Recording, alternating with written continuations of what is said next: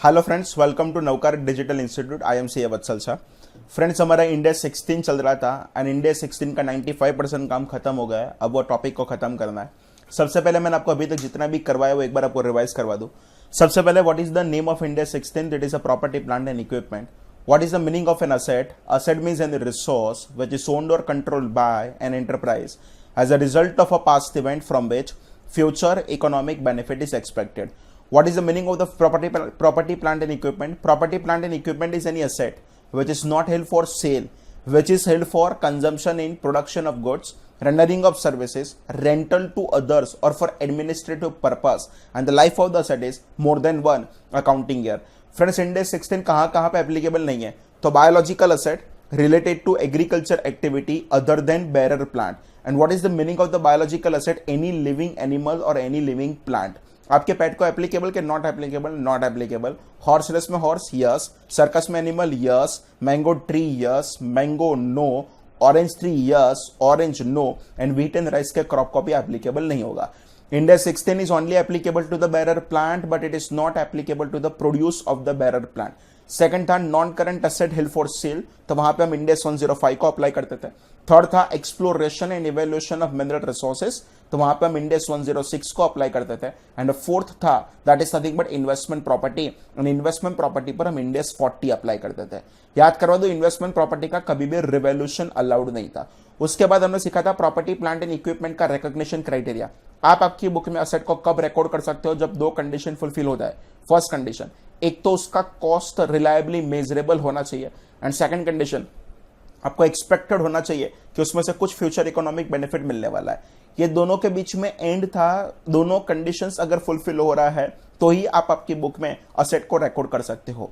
Simple. उसके बाद मैंने आपको सिखाया था इनिशियल रिकॉग्निशन। इनिशियल रिकॉग्निशन वाले टॉपिक को हमने 4 पार्ट में डिवाइड किया था। एक तो आप असेट को परचेस करो, परचेस नहीं करना है तो सेल्फ कंस्ट्रक्ट करो, सेल्फ कंस्ट्रक्ट भी नहीं करना है तो क्या करो, असेट को एक्सचेंज पर लो, एंड अगर एक्सचेंज भी नहीं करना है तो क्या कर सकते हो, आप असेट को लीज पर भी ले सकते हो। अगर असेट परचेस कर रहे हो तो आप आपकी बुक में असेट को कौन सी प्राइस से रिकॉर्ड करोगे? Purchase price, any cost incurred bringing the property, plant and equipment to its present location and condition, and third is the present value of the dismantling और the restoration cost. Friends, purchase price में कोई भी duty और taxes included है, and वो duty और taxes का आपको क्रेडिट के रिफंड मिलने वाला है तो आपको माइनस कर देने का। वो ड्यूटी और टैक्सेस का क्रेडिट के रिफंड मिलने वाला नहीं है तो आपको माइनस करने की जरूरत नहीं है। ट्रेड डिस्काउंट होगा तो आप माइनस कर दोगे, पर कैश डिस्काउंट होगा तो माइनस करने की जरूरत नहीं है। एनी कॉस्ट इनकर्ड वाले में जस्ट आपको रेडी टू यूज तक के एक्सपेंस कैपिटलाइज करने का, रेडी टू यूज के बाद का एक भी एक्सपेंस आपको कैपिटलाइज करने का जरूरत नहीं है। एंड उसके बाद मैंने वो present value of dismantling cost में एक वोडाफोन की स्टोरी बोला था। याद करो तो स्टोरी क्या था? याद करो, मेरा घर था, घर के ऊपर टेरेस था, कौन आया था? वोडाफोन। क्या बोल रहा था? टावर इंस्टॉल करना है। कितने साल तक? 10 साल तक। 10 साल के बाद एक टावर को यहाँ पे क्या कर देंगे? डिसमेंटल कर देंगे। पर जिस मोमेंट पे टावर को वो लोग डिसमेंटल करेंगे ना, तो मेरा टेरेस नॉर्मल नहीं होगा, मेरा टेरेस तोड़फोड़ वाली कंडीशन में होगा। तो मैंने वोडाफोन को बोला कि 10 साल के बाद आप जब मुझे मेरा टेरेस वापिस दोगे तो आप मुझे उसको रिस्टोर करके वापिस दोगे। What is the meaning? Restore करके दोगे। मैं आपको आज जिस कंडीशन में मेरा टेरेस दे रहा हूं, 10 साल के बाद आप लोग मुझे मेरा टेरेस वही कंडीशन में क्या दोगे? वापस दोगे। तो कहना है वोडाफोन के लिए 10 साल के बाद एक एक्सपेंस होने वाला है। कौन सा एक्सपेंस? तो टेरेस का रिपेयरिंग का एक्सपेंस। वोडाफोन को आज कुछ नहीं पता होगा, वोडाफोन क्या करेगा? एस्टिमेट करेगा। एंड वोडाफोन ने एस्टिमेट किया था कि 10 साल के बाद हमारा 10 लाख रुपए का खर्चा होगा, एंड आज अगर उसकी प्रेजेंट वैल्यू निकाले तो वो कितना आया था? 7 लाख रुपीज आया था। फ्रेंड्स, वो 7 लाख रुपीज का क्या बनाना पड़ेगा? आपको प्रोविजन बनाना पड़ेगा। प्रोविजन का बैलेंस डे बाय डे बढ़ता रहेगा, असेट का बैलेंस डे बाय डे कम होता रहेगा। प्रोविजन क्यों बढ़ेगा? Because of the interest. Asset क्यों कम होगा? Because of the depreciation. 10 साल के बाद तो हालत ऐसी होगी कि जहां पे प्रोविजन का बैलेंस आपका 10 लाख होगा, पर असेट का बैलेंस कैसा होगा? तो 0 होगा। कोई भी सेल्फ जनरेटेड असेट को आप बुक में रिकॉर्ड कर सकते हैं? Answer is yes, except goodwill. And कौन कौन सा खर्चा आप ऐड कर सकते हो? तो क्या? Material, labour and overhead. अच्छा, सिंपल याद करो तो अगर आप कोई भी दो असेट को एक्सचेंज कर रहे हो तो आप आपकी बुक में असेट को कौन सी प्राइस से रिकॉर्ड करोगे? Fair value of asset given और fair value of asset taken, whichever is more clearly evident. And 99% case में आपके लिए कौन सा क्लियरली एविडेंट होगा? असेट गिवन ही क्लियरली एविडेंट होगा। अगर क्वेश्चन में आपको fair value of asset given नहीं देते हैं तो आप कौन सा ले सकते हो, fair value of asset taken ले सकते हो। दो सिचुएशन में आपको एक्सेप्शनल रूल फॉलो करना पड़ेगा। पहला कब, जब ट्रांजैक्शन का कमर्शियल सब्सटेंस ना हो, एंड सेकंड जब fair value of asset given and asset taken available ना हो। इन दैट सिचुएशन आप असेट को रिकॉर्ड करोगे कौन सी प्राइस से, book value of asset given minus cash received if any. Commercial substance है कि नहीं है वो पता कैसे चले, असेट एक्सचेंज करने के बाद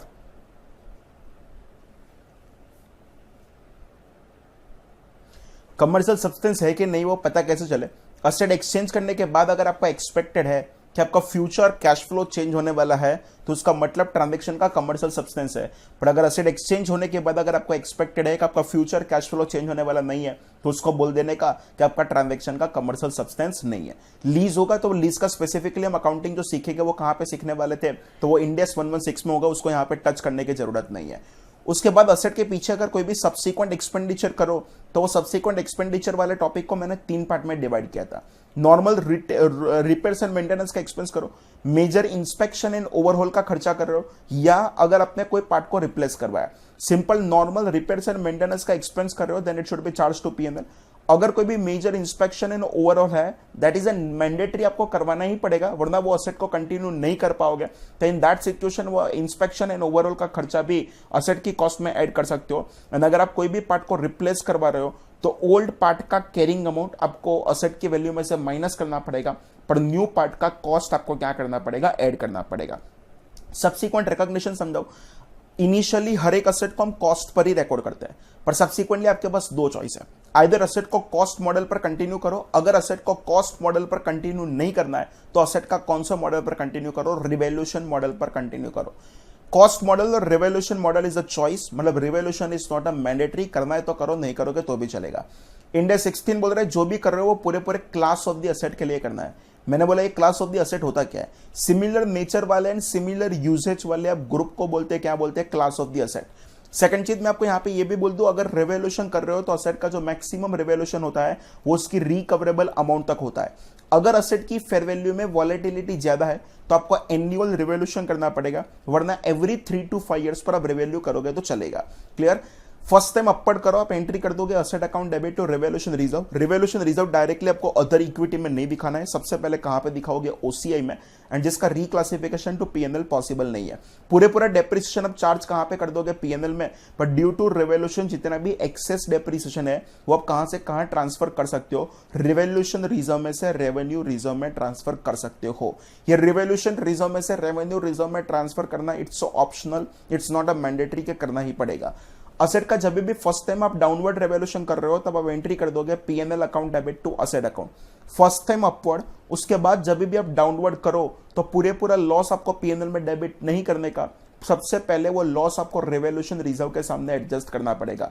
फर्स्ट टाइम जब डाउनवर्ड, उसके बाद जब आप अपवर्ड करो तो पूरे पूरा गेन आपको रिवैल्यूएशन रिजर्व में नहीं डालने का, सबसे पहले आपको डालने का P&L में। कितना difference between book value with downward revaluation and book value without downward revaluation.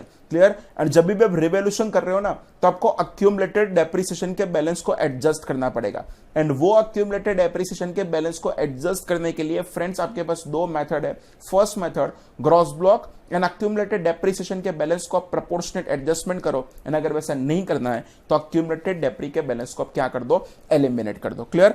आज एक लास्ट टॉपिक आपको करवा दो एंड ये इंड AS को खत्म करें। फ्रेंड्स वोडाफोन वाली स्टोरी आपको याद करो, वोडाफोन ने 10 साल के बाद एस्टिमेट किया था कि हमारा 10 लाख रुपए का खर्चा होगा। कहने से 10 साल में तो बहुत कुछ आपका एस्टिमेट चेंज हो सकता है। क्लियर। अगर मान लो मैं कॉस्ट मॉडल फॉलो कर रहा हूं, मतलब मैंने अभी तक कोई भी असेट का रिवैल्यूएशन किया नहीं है, एंड कुछ ऐसी हालत है मेरी बैलेंस शीट में, मेरी बैलेंस शीट में असेट का वैल्यू 3 लाख रुपए का पड़ा है, पर आज बीच में मेरे पास यहां पे असेट का प्रोविजन का बैलेंस 8 लाख है।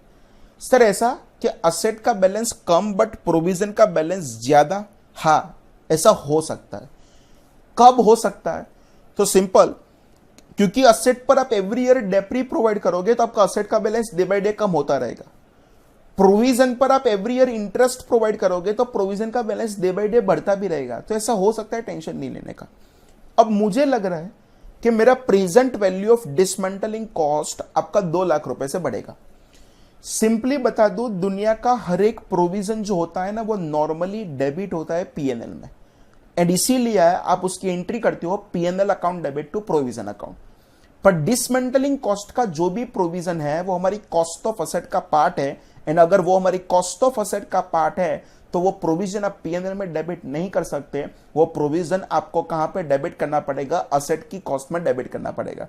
तो इन दैट सिचुएशन आप पीएनएल टू प्रोविजन नहीं करोगे, आप एंट्री कर दोगे property plant and equipment account debit to provision account.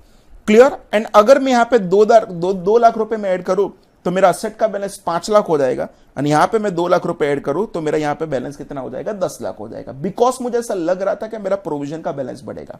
अच्छा, ऐसा भी हो सकता है ना कि ये 3 लाख है, ये 8 लाख है, मुझे ऐसा लग रहा है कि मैंने जो प्रोविजन बना के रखा है ना वो ज्यादा बना के रखा है, एंड मैंने कोई एक्सपर्ट का ओपिनियन लिया तो वो बोल रहा है कि आपको 2 लाख रुपए से प्रोविजन को क्या करना पड़ेगा, कम करना पड़ेगा। जब प्रोविजन बनाता था तब मैं एंट्री करता था असेट टू प्रोविजन, तो इट इज एन ऑब्वियस जब आप प्रोविजन का बैलेंस को कम कर रहे हो तो आप एंट्री करोगे provision account debit to asset account. And provision account debit करो तो कहने से 2 लाख रुपए में यहां से माइनस कर दूंगा तो ये 6 लाख हो जाएगा, एंड 2 लाख रुपए यहां से माइनस कर दू तो ये बैलेंस कितना हो जाएगा, 1 लाख रुपए। सिंपली यहां तक आपको इतना पता चला कि जब भी आपका प्रोविजन का बैलेंस बढ़ रहा है तो आपको एंट्री करना पड़े asset account debit to provision, and जब आपका प्रोविजन का बैलेंस कम हो रहा है तो आपको एंट्री करना पड़े provision account debit to asset. पर मैं आपको यहां पे ऐसा बोलूं कि मेरा प्रोविजन जो था ना वो अग्रीड 2 लाख रुपए से बढ़ रहा था, पर मेरी जो असेट की रिकवरेबल अमाउंट थी वो 4 लाख रुपए था। एक लाइन बोलूं, जिस मोमेंट पे आपका प्रोविजन का अमाउंट बढ़ेगा उसी मोमेंट पर कहने से आपका असेट के बैलेंस में भी प्लस होगा। असेट की बैलेंस में मैंने प्लस किया तो मेरा असेट का बैलेंस हो गया 5 लाख, पर कहने से असेट की रिकवरेबल अमाउंट तो 4 लाख ही है। एंड हमको तो इंपेयरमेंट के टाइम से पता है बैलेंस शीट में असेट का वैल्यू कभी भी रिकवरेबल अमाउंट से ज्यादा नहीं होना चाहिए, एंड अगर ज्यादा नहीं होना चाहिए तो कहने से मैं यहां पे 2 लाख रुपए ऐड ही नहीं कर सकता, मैं यहां पे कितने रुपए ऐड कर सकता हूं, 1 लाख रुपए। तो सिंपल मेरी एंट्री कुछ ऐसी होगी, property plant and equipment account debit है ना वो 1 लाख होगा। पर यह बात तो कंफर्म ही है कि मुझे जो प्रोविजन बढ़ाना है ना वो प्रोविजन तो कितने से बढ़ाना है, 2 लाख से बढ़ाना है, तो कहने से बाकी का 1 लाख रुपए है ना वो फ्रेंड्स आप कहां पे डेबिट कर दोगे, पीएनएल में। तो इन दैट सिचुएशन आपको एंट्री करना पड़ेगा provision PNL account debit asset account debit to provision account. उल्टा भी हो सकता है कि मेरा प्रोविजन का बैलेंस जो यहां पे 2 लाख रुपए से कम हो रहा था ना उसकी जगह पे मान लो कि मुझे जो यहां पे प्रोविजन का बैलेंस है वो 4 लाख रुपए से कम करना है। अग्रीड, अगर 4 लाख से कम करोगे तो यहां पे 4 लाख माइनस होगी, ये बैलेंस 4 लाख हो जाएगा। पर आपने एंट्री किया था provision account debit to asset, पर सिंपल अगर यहां पे 4 लाख माइनस करूं तो फ्रेंड्स कहने से बैलेंस 1 लाख रुपए का नेगेटिव हो जाएगा, एंड असेट का बैलेंस कभी भी नेगेटिव होता नहीं है। तो यहां पे 4 लाख रुपए माइनस कर ही नहीं सकता, 3 लाख माइनस करके यहां पे कितना करना पड़ेगा, 0। तो सिंपल इन दैट सिचुएशन मुझे यहां पे एंट्री करना पड़े प्रोविजन अकाउंट डेबिट 4 लाख, वो तो 4 लाख से कम करना ही है, पर मैं असेट में इफेक्ट पूरे 4 लाख का नहीं प्रोवाइड कर सकता। कितने का प्रोवाइड कर सकता हूं, 3 लाख। तो फ्रेंड्स बाकी का 1 लाख रुपए है ना वो क्रेडिट कहां पे करना पड़ेगा, पीएनएल। सिंपल मैं बोलूं 4 लाइन मेरी याद रखो, अगर प्रोविजन का बैलेंस बढ़ता है तो आप एंट्री करोगे असेट टू प्रोविजन, प्रोविजन का बैलेंस अगर आप कम हो रहा है तो आप एंट्री करोगे asset to provision to asset. 2 चीज ध्यान में रखने जैसा है, प्रोविजन का बैलेंस इतना सारा बढ़ना नहीं चाहिए कि असेट का बैलेंस उसकी रिकवरेबल अमाउंट से भी ज्यादा हो जाए, एंड प्रोविजन का बैलेंस इतना सारा कम नहीं होना चाहिए कि यहां पे असेट का बैलेंस नेगेटिव चला जाए। अगर ये रिकवरेबल अमाउंट से ज्यादा जा रहा है तो डिफरेंशियल अमाउंट आप डेबिट कर दोगे पीएनएल में, एंड अगर यहां पे रिकवरेबल अमाउंट से आपका असेट का बैलेंस नेगेटिव जा रहा है तो क्रेडिट कर दोगे कहां पे, पीएनएल में। अच्छा, अगर यहां पे ये प्रोविजन नहीं दिया होता तो भी कंफर्म बोल रहा हूं कि आपका 1 लाख रुपए है ना वो तो पीएनएल में जाने ही वाला था। क्योंकि समझो अगर ऐसा नहीं लिखा है तो कहने से this is my carrying amount 5 lakh rupees, this is my recoverable amount 4 lakh.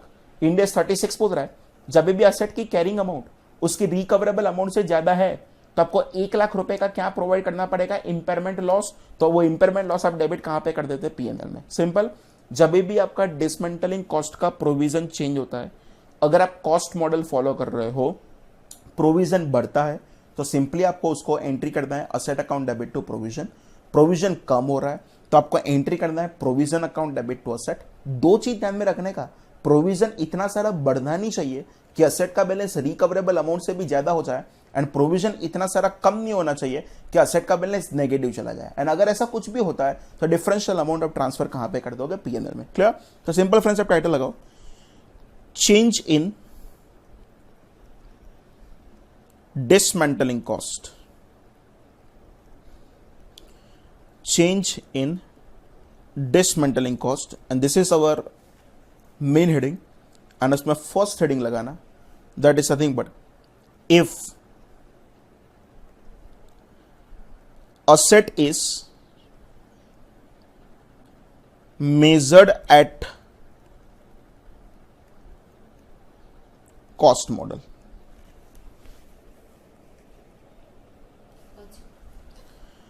Title लगा दिया, if the asset is measure at a cost model, तो वहां पे लिखो change in provision, change in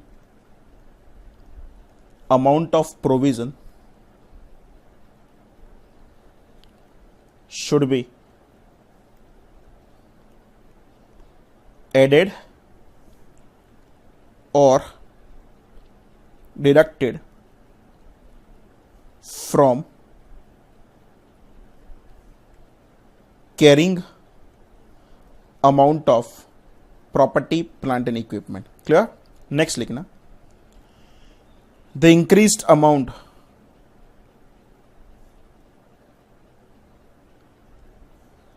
should not exceed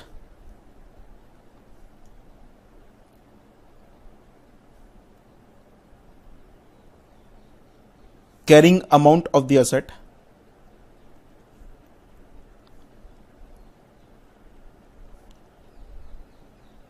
should not exceed recoverable amount of the asset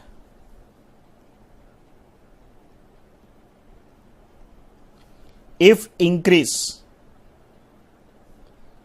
exceeds recoverable amount,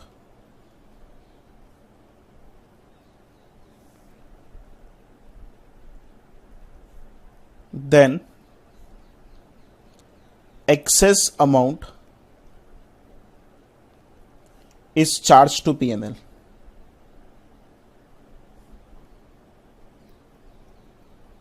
Clear? Second लिखना, the decreased amount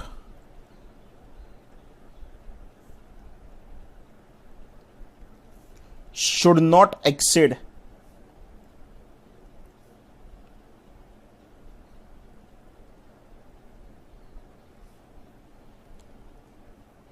carrying amount of the asset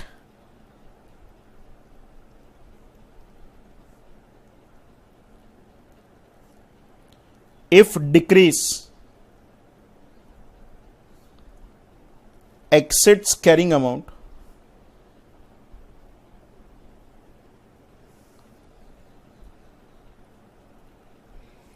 then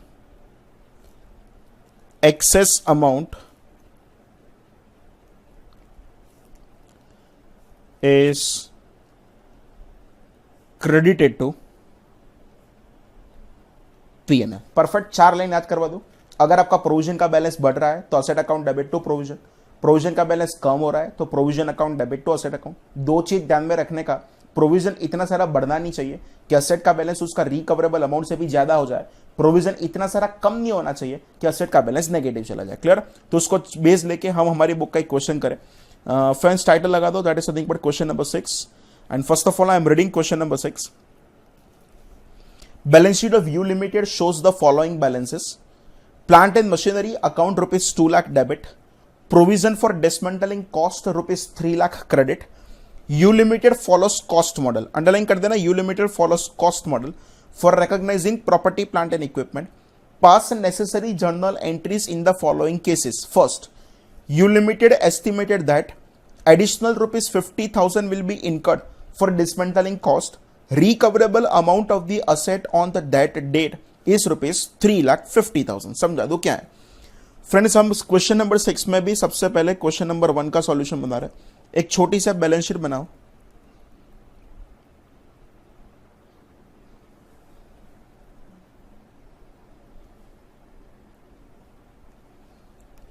clear? ऊपर title लगा दो, that is nothing but balance sheet. आपको question में जो भी data दिया है वो बोल दो। सबसे पहले आपको क्वेश्चन में कहने से प्रॉपर्टी प्लांट एंड इक्विपमेंट बोल दिया है, एंड वो प्रॉपर्टी प्लांट एंड इक्विपमेंट का बैलेंस कितना बोला है, 2 लाख रुपए। दूसरा आपको बोल दिया that is nothing but provision for dismantling cost, and वो प्रोविजन फॉर डिसमेंटलिंग कॉस्ट आपको जो बोला है वो कितने रुपीस बोला है, तो प्रोविजन फॉर डिसमेंटलिंग कॉस्ट आपको बोल दिया 3 लाख रुपए। फ्रेंड्स फर्स्ट वाले क्वेश्चन में आपको प्रोविजन का बैलेंस बढ़ाना है कि कम करना है, तो कहना है बढ़ाना है। कितने से बढ़ाना है, 50,000 से। तो सिंपल आप एंट्री क्या करोगे, asset account debit to provision account. तो सिंपल अगर यहां पे मैं वो लिखूं that is nothing but increase in provision,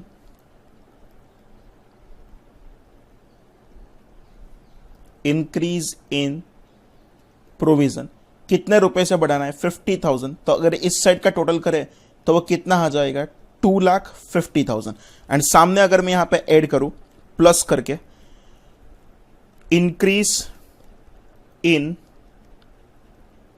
provision कितने रुपए, 50,000, तो इसका बैलेंस कितना हो जाएगा, 3,50,000। एक्चुअली क्वेश्चन अभी तक खत्म नहीं हुआ है, आपको ये साथ में चेक कर लेने का कि यहां पे मैंने इंक्रीज किया, उसके बाद असेट का बैलेंस 2,50,000 हो गया।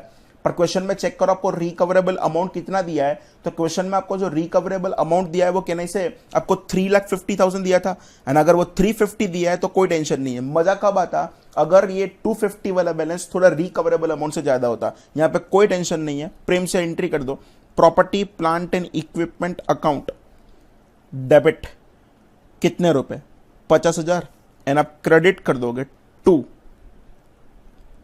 Provision for dismantling cost, and वो प्रोविजन फॉर डिसमेंटलिंग कॉस्ट आप क्रेडिट कर दोगे कितने रुपए से, 50,000 रुपए से। परफेक्ट। अच्छा, अब इसको कोई डिस्काउंट करने की जरूरत नहीं है। क्यों, क्योंकि क्वेश्चन में डिस्काउंटिंग फैक्टर नहीं दिया है। अगर क्वेश्चन में मुझे डिस्काउंटिंग फैक्टर दे देते तो 100% बोल रहा हूं इसको मैं क्या करके रखता, डिस्काउंट करके रखता। क्लियर, फर्स्ट क्वेश्चन का आंसर डन है। अब हम करेंगे that is nothing but second question. Second question में भी हमको एक छोटा सा बैलेंस शीट बनाना पड़ेगा। क्लियर, आप ड्रॉ करो, एंड सिंपल अगर बैलेंस शीट में मैं अगर यहां पे लिखूं तो मेरा डेटा तो सेम ही है। प्रॉपर्टी प्लांट एंड इक्विपमेंट का मुझे बैलेंस दे दिया है कितने रुपए का, 2 लाख रुपए का, एंड मुझे प्रोविजन फॉर डिसमेंटलिंग कॉस्ट का बैलेंस दिया है कितने रुपए, 3 लाख रुपए। अब हम क्वेश्चन पढ़े, सेकंड नंबर के क्वेश्चन में क्या बोला है, you limited estimates that total dismantling cost is only 3 lakh. मैं जो क्वेश्चन पूछूं उसका आंसर देते रहना। असेट का बैलेंस 2 लाख था, प्रोविजन का बैलेंस 3 लाख है। 3 लाख वाला बैलेंस मुझे करना है कितना, जस्ट 2,20,000। मतलब फ्रेंड्स मुझे प्रोविजन का बैलेंस बढ़ाना है कि कम करना है, कम करना है। 3 लाख वाले बैलेंस को 2,20,000 पर लेके आना है। मतलब मैं सिंपल बोलूं, प्रोविजन का बैलेंस मुझे 80,000 से कम करना है। जब भी प्रोविजन का बैलेंस बढ़ाना होता है तो हम एंट्री करते हैं asset account debit to provision. तो अगर कम करना है तो हम एंट्री क्या करेंगे, provision account debit to asset account. तो माइनस कर रो, minus decrease in provision, and decrease in provision कितने से करेंगे, 80,000। तो सिंपली हमारे पास ये बैलेंस हो जाएगा 2,20,000, और यहां पे कर रहा हूं that is nothing but decrease in provision. बहुत लोग ये सोच रहे सर ये बैलेंस शीट तो मैच नहीं हो रहा है। अरे कैसे होगा, यहाँ पे वो पूछा ही नहीं, यहाँ पे तो जस्ट हम कैलकुलेशन कर रहा है 80,000। तो सिंपल ये बैलेंस कितना हो जाएगा, 1,20,000। यहाँ पे भी कोई टेंशन नहीं है, because due to decrease in the provision हमारा असेट का बैलेंस कुछ नेगेटिव जा रहा नहीं है। मजा तब होता अगर ये बैलेंस नेगेटिव चला जाता। क्लियर, तो सिंपली अगर इसकी एंट्री करें तो एंट्री करेंगे provision for dismantling cost account debit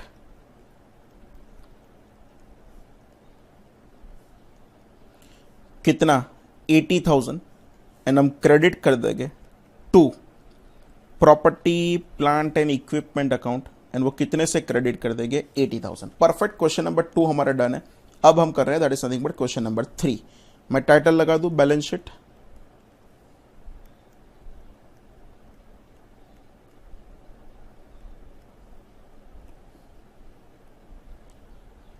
पहले अंदर जो डेटा दिया है वो अंदर का डेटा एक बार लिख दे। हाँ, सबसे पहले आपको क्या दिया था, प्रॉपर्टी प्लांट एंड इक्विपमेंट का बैलेंस दिया है एंड वो प्रॉपर्टी प्लांट एंड इक्विपमेंट का बैलेंस कितना है, 2 लाख रुपए। एंड सामने में यहां पे लिख रहा हूं that is nothing but provision for dismantling cost, and provision for dismantling cost का बैलेंस कितना है, तो कि 3 लाख रुपए। परफेक्ट, ये 2 लाख रुपए, ये 3 लाख रुपए। अब क्वेश्चन नंबर 3 में देखें, क्वेश्चन नंबर 3 में क्या बोला है, you limited estimates that additional rupees 50,000 will be incurred for dismantling cost. Recoverable amount of the asset on that date is 2,30,000. मुझे अब इतना बताओ, आपको प्रोविजन का बैलेंस बढ़ाना है क्या कम करना है? बढ़ाना है। प्रोविजन का बैलेंस जब भी बढ़ाना है, एंट्री क्या करते थे, asset account debit to provision.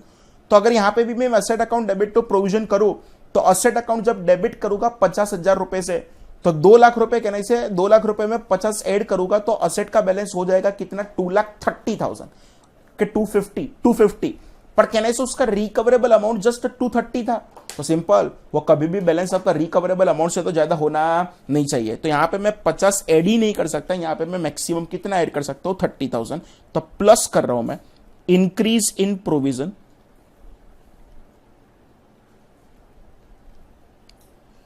कितने रुपीस, 30,000।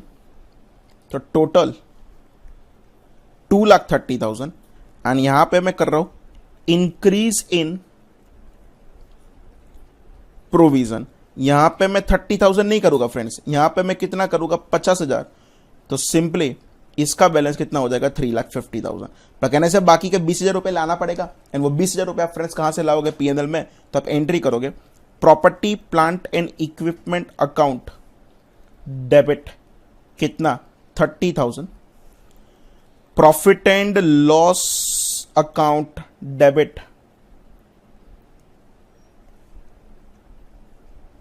कितना, तो कि 20,000। एंड आप जो क्रेडिट कर दोगे to provision for dismantling cost, and वो आपका कितना हो जाएगा, 50,000 रुपए। क्लियर। अच्छा, हम एक क्वेश्चन नंबर और देख ले, दैट इज क्वेश्चन नंबर 4। मैं ऊपर टाइटल लगा दूं, बैलेंस शीट, एंड ड्रॉ कर लिया हम यहां पे। पहले जो कॉमन डेटा है वो तो लिख ही दो, दैट इज समथिंग बट आपको क्वेश्चन में प्रॉपर्टी प्लांट एंड इक्विपमेंट आपको ऑलरेडी दे दिया है, कितने रुपीस का दिया है, 2 लाख रुपए का। एंड सामने आपको प्रोविजन फॉर डिसमेंटलिंग कॉस्ट दिया है, एंड वो प्रोविजन फॉर डिसमेंटलिंग कॉस्ट आपको कितने रुपीस दिया, 3 लाख। एंड अगर मैं क्वेश्चन पढ़ू तो क्या लिखा है, you limited estimates that total dismantling cost is only 75,000। If it is only 75,000 मतलब कहने से मुझे प्रोविजन का बैलेंस 3 लाख से 75 पर लेके आना है। मतलब मुझे कहने से 2,25,000 से प्रोविजन का बैलेंस डिक्रीज करना पड़ेगा। तो माइनस कर रहा हूं decrease in provision,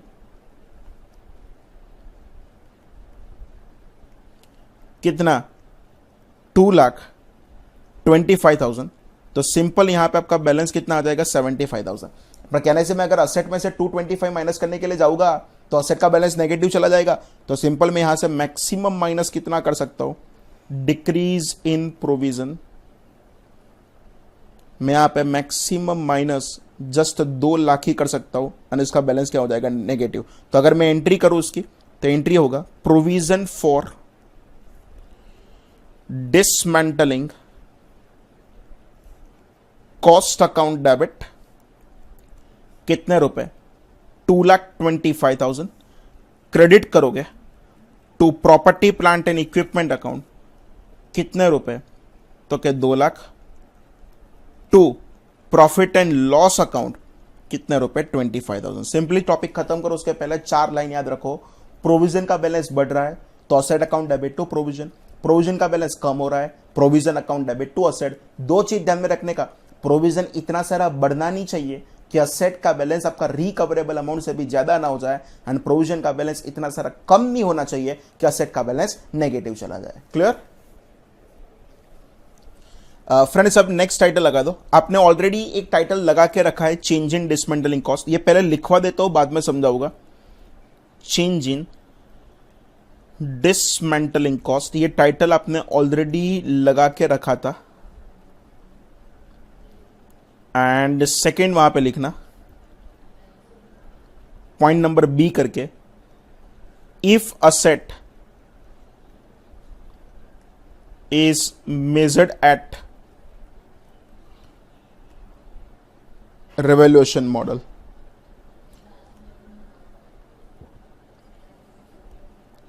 if asset is measured eight revolution model, कुछ पता नहीं चलेगा, जस्ट एक बार इसकी थियरी लिख दे। Clear? Any change in provision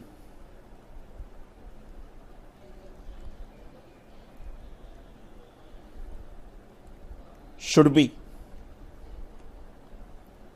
adjusted against balance of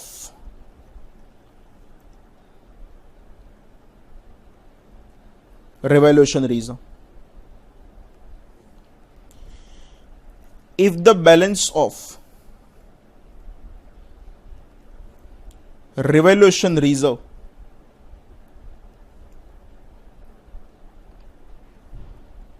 is not sufficient, then excess amount is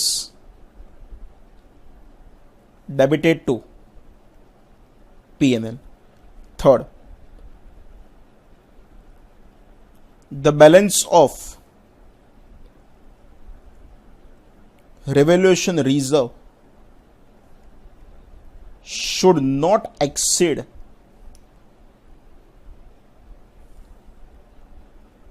the balance of property, plant and equipment. If balance exceeds, then excess amount is credited to P&L. Friend कुछ पता नहीं चलेगा, पर मैं समझाऊं।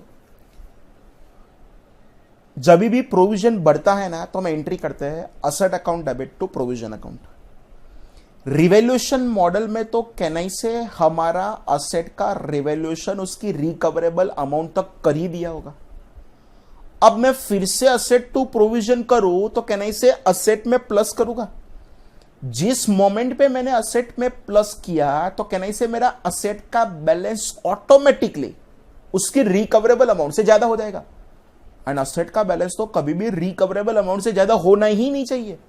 इसीलिए revaluation model में जब भी आपका प्रोविजन बढ़ता है तो हम असेट टू प्रोविजन नहीं करेंगे, हम करेंगे revaluation reserve account debit to provision.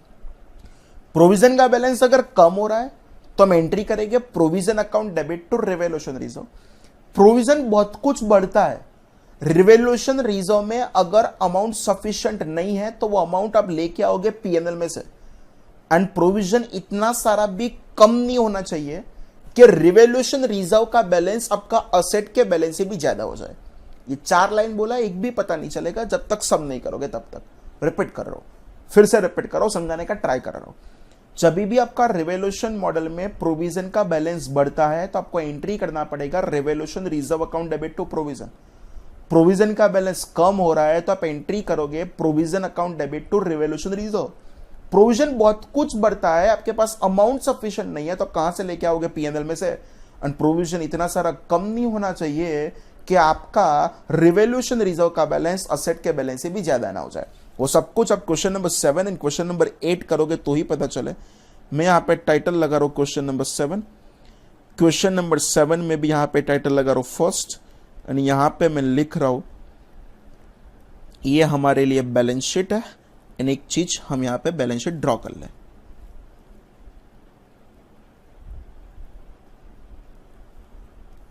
Perfect, पहले क्वेश्चन आराम से पढ़े। क्वेश्चन में क्या लिखा है? Question number 7, balance sheet of V limited shows the following balances. Plant and machinery account ₹10 lakh debit, provision for dismantling cost ₹3 lakh credit, revaluation reserve account ₹2 lakh. V limited follows the revaluation model, ये चीज को underline कर देना चाहिए। For recognising the property plant and equipment, pass necessary journal entry if V limited estimates that total dismantling cost is ₹2,50,000। कुछ नहीं करने का, अंदर जो डेटा दिया है वो एक बार लिख दो पहले। कहना इसे क्वेश्चन में आपको ऐसा दे दिया है कि प्रॉपर्टी प्लांट एंड इक्विपमेंट जो है ना, वो प्रॉपर्टी प्लांट एंड इक्विपमेंट आपको बोला है कितने रुपए का, 10 लाख रुपए का। दूसरा आपको ये बोला है कि आपका जो प्रोविजन फॉर डिसमेंटलिंग कॉस्ट है, वो प्रोविजन फॉर डिसमेंटलिंग कॉस्ट का बैलेंस आपको क्वेश्चन में कितना दिया है, तो 3 लाख रुपए का। तो सिंपल यहां पे लिख देता हूं 3 लाख रुपीस।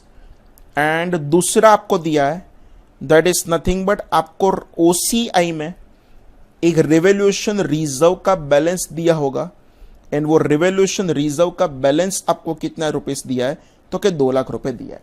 एंड आपको बोला है कि आपको प्रोविजन का बैलेंस जस्ट कितना करना है, तो कि 2,50,000 का बैलेंस करना है।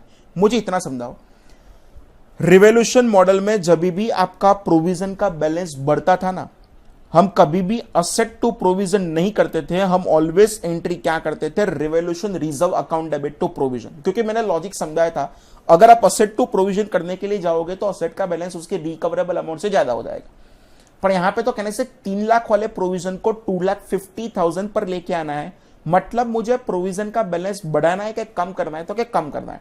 एंड अगर कम करना है तो कहने से आपको एंट्री करना पड़े revolution reserve account debit to provision. तो सिंपल यहां से मैं माइनस करूंगा, माइनस डिक्रीज इन प्रोविजन कितने रुपए, 50,000। तो इसका बैलेंस हो जाएगा 2,50,000। और यहां पे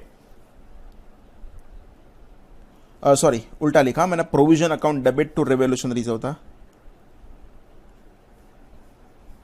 मतलब आपको प्रोविजन में से माइनस करना था। क्लियर। तो यहां पे माइनस करके पहले प्रोविजन में से माइनस डिक्रीज इन प्रोविजन कितने रुपए, 50,000। तो इसका बैलेंस हो जाएगा 2,50,000। एंड रिवोल्यूशन रिजर्व में बढ़ेगा, प्लस करूंगा डिक्रीज इन प्रोविजन। सर एक साइड प्लस ने एक साइड डिक्रीज, हाँ सही लिख रहा हूं, कोई टेंशन नहीं है। प्लस डिक्रीज इन प्रोविजन 50,000, तो इसका बैलेंस भी हो जाएगा 2,50,000। It is just a coincident कि आपका प्रोविजन का बैलेंस एंड रिवोल्यूशन का बैलेंस मैच हो रहा है। जिन लोगों को दिल से अकाउंट में पता चलता है उनको याद करो, रिवोल्यूशन मॉडल में आपको असेट साइड टच ही नहीं करना है। जो भी गेम खेलना है वो सब कुछ कहां पे खेलोगे, तो क्या लायबिलिटी साइड। अगर इसकी जर्नल एंट्री करें तो जर्नल एंट्री कुछ ऐसा होगा, प्रोविजन फॉर डिसमेंटलिंग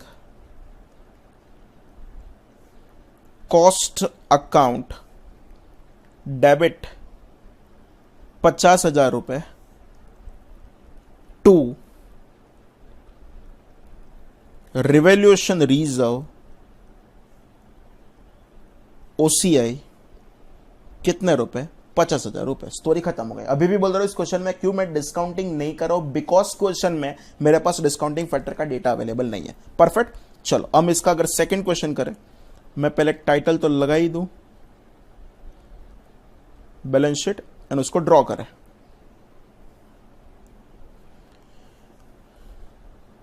अंदर का जो डेटा दिया वो पहले एज इट इज लिख दे।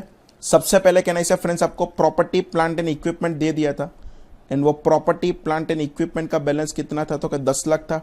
उसके बाद कहना इसे क्वेश्चन में आपको क्या दिया था, प्रोविजन फॉर डिसमेंटलिंग कॉस्ट दे दिया था, provision for dismantling cost, and वो प्रोविजन फॉर डिसमेंटलिंग कॉस्ट आपको कितना दिया था, 3 लाख रुपए। एंड उसके बाद आपको क्वेश्चन में रिवोल्यूशन रिजर्व दे के रखा है, ओसीआई करके लिख रहा हूं, कितने रुपए, तो क्या 2 लाख रुपए। क्लियर। अंदर जो क्वेश्चन में जो डेटा है वो डेटा को हम रीड करें, क्या लिखा है, V limited estimates that provision amount is ₹5,75,000। Friends आपका प्रोविजन का बैलेंस ऑलरेडी 3 लाख है, एंड वो 3 लाख वालों को करना कितना है, 5,75,000। मतलब इतना कंफर्म हो गया है कि मुझे प्रोविजन का बैलेंस 2,75,000 से बढ़ाना है। जब भी फ्रेंड्स आपको प्रोविजन का बैलेंस बढ़ाना होता है तो आप एंट्री क्या करते हो, revolution reserve account debit to provision. पर कहने से उसके लिए रिवोल्यूशन रिजर्व में 2,75,000 होने भी चाहिए, पर चेक करो रिवोल्यूशन में जस्ट बैलेंस कितना पड़ा है, 2 लाख। टेंशन नहीं करने का, बाकी का 75,000 आप कहां से ले लोगे, पीएनएल में से।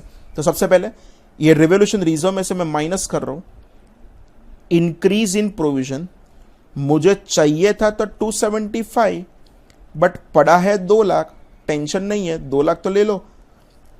एंड यहां पे मैं कर रहा हूं plus increase in provision, 2 lakh लिखोगे 2,75,000, तो सिंपली 2,75,000 एंड आपका जो टोटल हो जाएगा वो टोटल हो जाएगा 5,75,000। तो अगर हम यहां पे एंट्री करें तो आपका एंट्री ऐसा होगा, रिवोल्यूशन रिजर्व अकाउंट डेबिट, जहां पे भी रिवोल्यूशन रिजर्व लिखो वहां पे ओसीआई लिखी देने का, कितने रुपए, 2 लाख रुपए। Profit and loss account debit कितने रुपए, तो कि 75,000 to provision for dismantling cost, and वो प्रोविजन फॉर डिसमेंटलिंग कॉस्ट कितना होगा, तो कि 2,75,000। सिंपली 4 लाइन अभी भी बोल दूं, प्रोविजन का बैलेंस बढ़ रहा है तो revolution reserve account debit to provision, provision का बैलेंस कम हो रहा है तो provision account debit to revolution reserve. 2 चीज ध्यान में रखोगे, प्रोविजन इतना सारा बढ़ना नहीं चाहिए, सॉरी मतलब प्रोविजन अगर बहुत कुछ बढ़ रहा है, अमाउंट सफिशिएंट नहीं है तो कहां से लेके आओगे, रिवोल्यूशन अमाउंट रिवोल्यूशन रिजर्व में सफिशिएंट नहीं है तो कहां से लेके आओगे, पीएनएल में से। एंड प्रोविजन इतना सारा कम नहीं होना चाहिए कि रिवोल्यूशन रिजर्व का बैलेंस असेट के बैलेंस से भी ज्यादा ना हो जाए। एंड उसके रिलेटेड ही हमारे पास एक और क्वेश्चन है, that is nothing but question number 8। मैं टाइटल लगा दूं क्वेश्चन नंबर 8।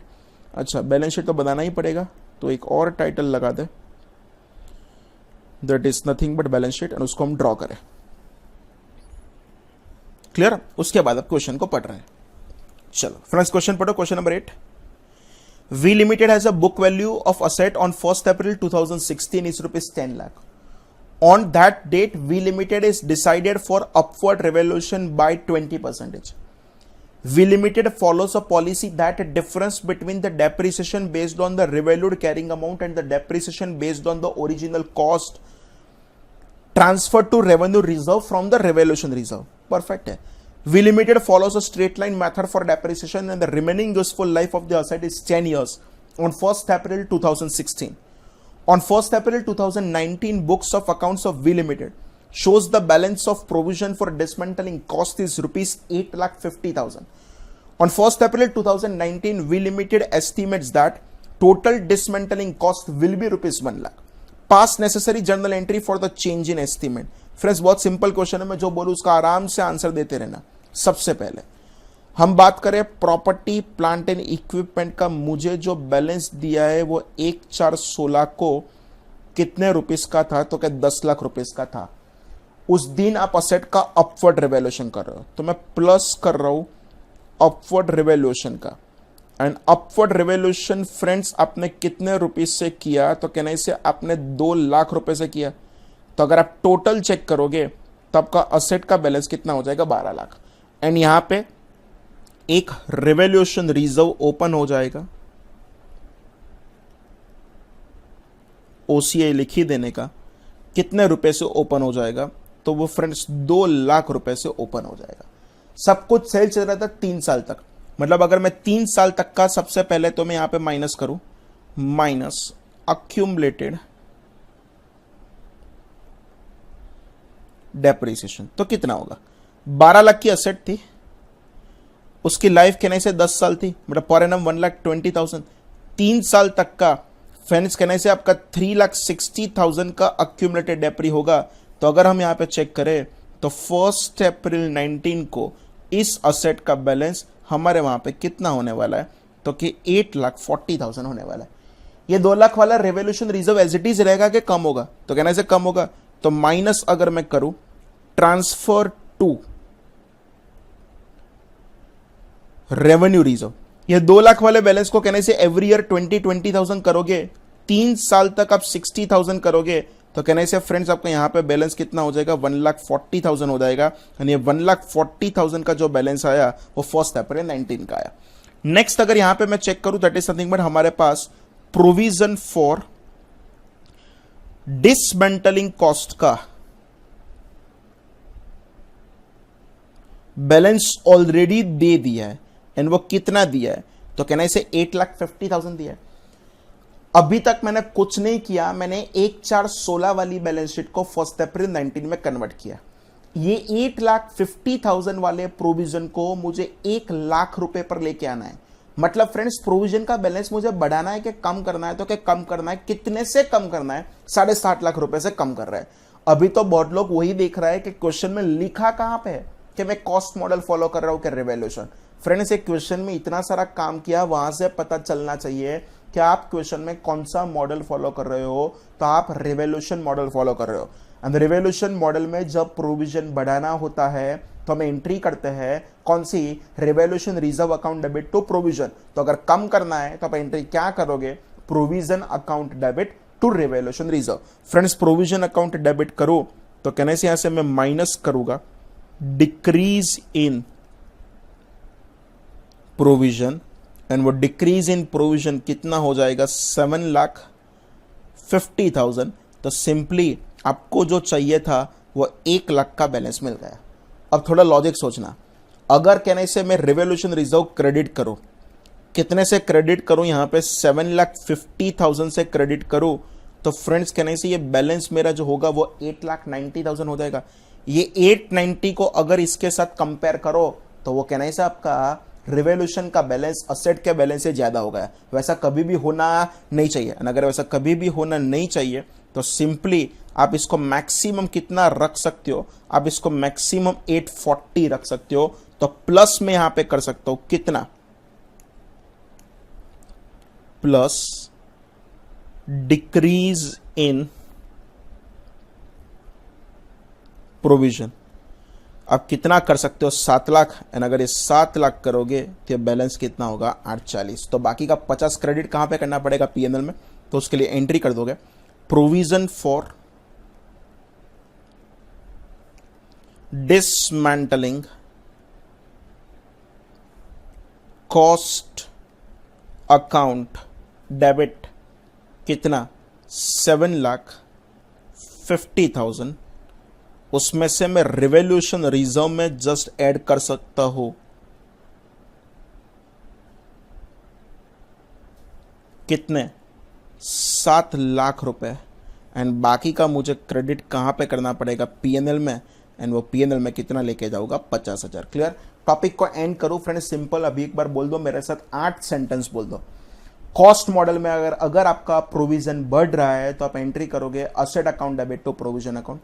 प्रोविजन कम हो रहा है तो आप एंट्री करोगे provision account debit to asset account. दो चीज ध्यान में रखने का, प्रोविजन इतना सारा बढ़ना नहीं चाहिए कि असेट का बैलेंस रिकवरेबल अमाउंट से भी ज्यादा हो जाए, एंड प्रोविजन इतना सारा कम नहीं होना चाहिए कि असेट का बैलेंस नेगेटिव चला जाए। एंड अगर ऐसा हो रहा है तो डिफरेंशियल अमाउंट ऑफ ट्रांसफर कहां पे कर दोगे, पीएनएल में। अगर आप रिवैल्यूएशन मॉडल फॉलो कर रहे हो, रिवैल्यूएशन मॉडल में अगर आपका प्रोविजन बढ़ रहा है तो आप एंट्री करोगे revaluation reserve account debit to provision. Provision कम हो रहा है तो आप एंट्री करोगे provision account debit to revaluation reserve. दो चीज ध्यान में रखने का, प्रोविजन बहुत कुछ बढ़ता है, रिवैल्यूएशन रिजर्व में अमाउंट सफिशिएंट नहीं है, तो कहां से लेके आओगे, पीएनएल में से। एंड प्रोविजन इतना सारा कम नहीं होना चाहिए कि रिवैल्यूएशन रिजर्व का बैलेंस असेट के बैलेंस से भी ज्यादा हो जाए। क्लियर। अभी भी इस टॉपिक के बहुत सारे एग्जांपल है वो हम कर रहे हैं। चलो फ्रेंड्स वेरीफाई करो कौन सा क्वेश्चन बाकी है।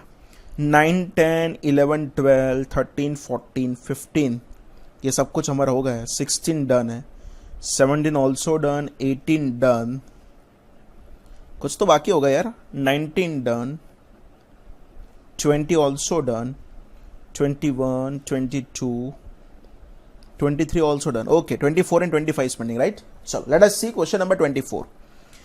An entity has a nuclear power plant and a related decommissioning liability.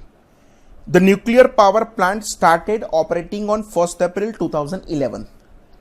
The plant has a useful life of 40 years. Its initial cost was rupees 1,20,000, which included an amount for decommissioning cost of rupees 10,000.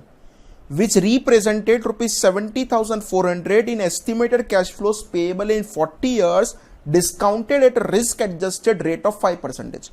The entity's financial end on 31st March. On 31st March, okay, इसको हम बोल देते 1 अप्रैल 2001 and इसको हम बोल देते 31st March 2011. The net present value of the decommissioning liability has decreased by rupees 8,000.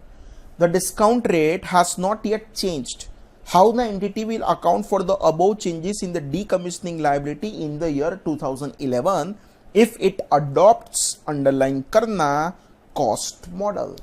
Question समझो. 1/4/2001 को 1,20,000 की असेट थी. एक्चुअली असेट का खर्चा तो 1,10,000 ही था, पर 110 प्लस 10 टोटल 120. तो सर प्लस 10 कौन सा? तो इस असेट में मेरा एक डिसमेंटलिंग कॉस्ट होने वाला है 40 इयर्स के बाद, एंड आई एम एक्सपेक्टिंग कि 40 इयर्स के बाद मेरा 70,400 रुपीज का एक्सपेंस होगा. That is N expected amount. उसको मैंने डिस्काउंटिंग किया एट द रेट ऑफ 5% 40 साल तक, जिसकी आज की प्रेजेंट वैल्यू मुझे बोल दिया 10,000. चैलेंज नहीं करने का, 10,000 दिया है तो 5% के हिसाब से 40 इयर्स तक डिस्काउंटिंग करके दिया है, टेंशन नहीं है. 10 साल के बाद मेरा कुछ इसमें एस्टिमेट चेंज हो रहा है. First of all you need to verify whether you are following the cost model और you are following the revaluation. तो it is specifically mention in the question you are following the cost model. तो simple उसको सॉल्व करना start करें. Question 24 एक छोटी सी हम बैलेंस शीट प्रिपेयर करें.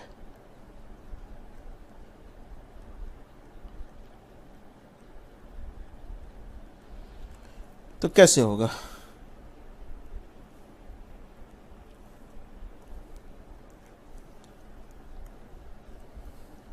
हाँ, सबसे पहले यहां पे मैं लिखूंगा प्रॉपर्टी प्लांट एंड इक्विपमेंट. 1 अप्रैल 2001 को कितने का था? 1,20,000 रुपीज का था. सामने में यहां पे लायबिलिटी साइड लिखूंगा प्रोविजन फॉर डिसमेंटलिंग कॉस्ट. और ये भी कौन से दिन का? तो कि 1 अप्रैल 2001 का वो कितने रुपीस का था? तो कि 10,000 का था. 10 साल के बाद सब कुछ चेंज हुआ ना. तो पहले एक काम करें, हम यहां पे अक्यूमुलेटेड डेप्रीसिएशन कैलकुलेट कर दे कि भाई 10 साल का आपका टोटल डेप्री क्या होगा. तो सिंपल कितना होगा? 1,20,000 की असेट, 40 इयर्स का लाइफ, एंड 10 साल तक अगर आप फ्रेंड्स चेक करो तो पर एनम आपका 3,000 का डेप्री होगा. 10 साल तक कहने से फ्रेंड्स में अगर यहां पे चेक करूं तो 30,000 का डेप्री होगा. एंड अगर 31 मार्च 2011 को अगर आप चेक करोगे तो आपका बैलेंस यहां पे होगा कितने रुपीस का? 90,000.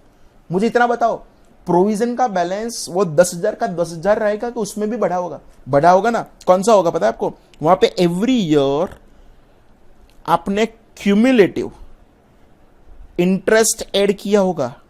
सर कितना? तो 5% कितने साल तक आपने फ्रेंड्स ऐड किया होगा? तो क्या 10 साल तक ऐड किया होगा. तो सिंपली आपको 31 मार्च 11 का उसका भी बैलेंस मिल जाएगा. फ्रेंड्स कैलसी लो, 1.05 इंटू इक्वल टू, ये 2 बार हो गया, 3 4 5 6 7 8 9 10 इंटू 10,000 करोगे तो फ्रेंड्स आपका वहां पे आंसर आएगा 16,289. मतलब मैं ऐसा बोलूं, मैंने 6,289 का इंटरेस्ट 10 साल में ऐड किया होगा. मतलब सर इंटरेस्ट ऐड किया होगा मतलब क्या बोल रहे हो? एवरी ईयर आपने वहां पे एंट्री किया होगा interest expense account debit to provision account and that interest is charge to PNL. तो मैंने 10 साल का टोटल फाइंड आउट कर दिया बिकॉज मुझे वहां पे टोटल का काम था. अब आपका present value of decommissioning liability 8,000 रुपए से कम हो रहा है. टॉपिक आज ही करवाया, कॉस्ट मॉडल के रिवैल्यूएशन मॉडल. कॉस्ट मॉडल में जब भी आपका प्रोविजन बढ़ता था आप एंट्री करते थे asset account debit to provision account. Provision कम होता था आप एंट्री करते थे provision account debit to asset account. तो सिंपल यहां पे भी मुझे कम ही करना है तो एंट्री क्या करूंगा? Provision account debit to asset account. तो यहां से मैं माइनस कर दूंगा डिक्रीज इन प्रोविजन, एंड वो डिक्रीज इन प्रोविजन फ्रेंड्स कितना होगा, 8,000 रुपये होगा, एंड माइनस करने के बाद revised balance as on 31 March 2011 वो कितना होने वाला है, 8,289 होगा। परफेक्ट। सामने कहने से आपका असेट का बैलेंस भी कम होगा, minus decrease in provision, and वो डिक्रीज इन प्रोविजन फ्रेंड्स आपका कितना होने वाला है, 8,000, तो आपका इसका बैलेंस भी कितना होगा, 82,000। That is nothing but revised balance as on 31 March 2011।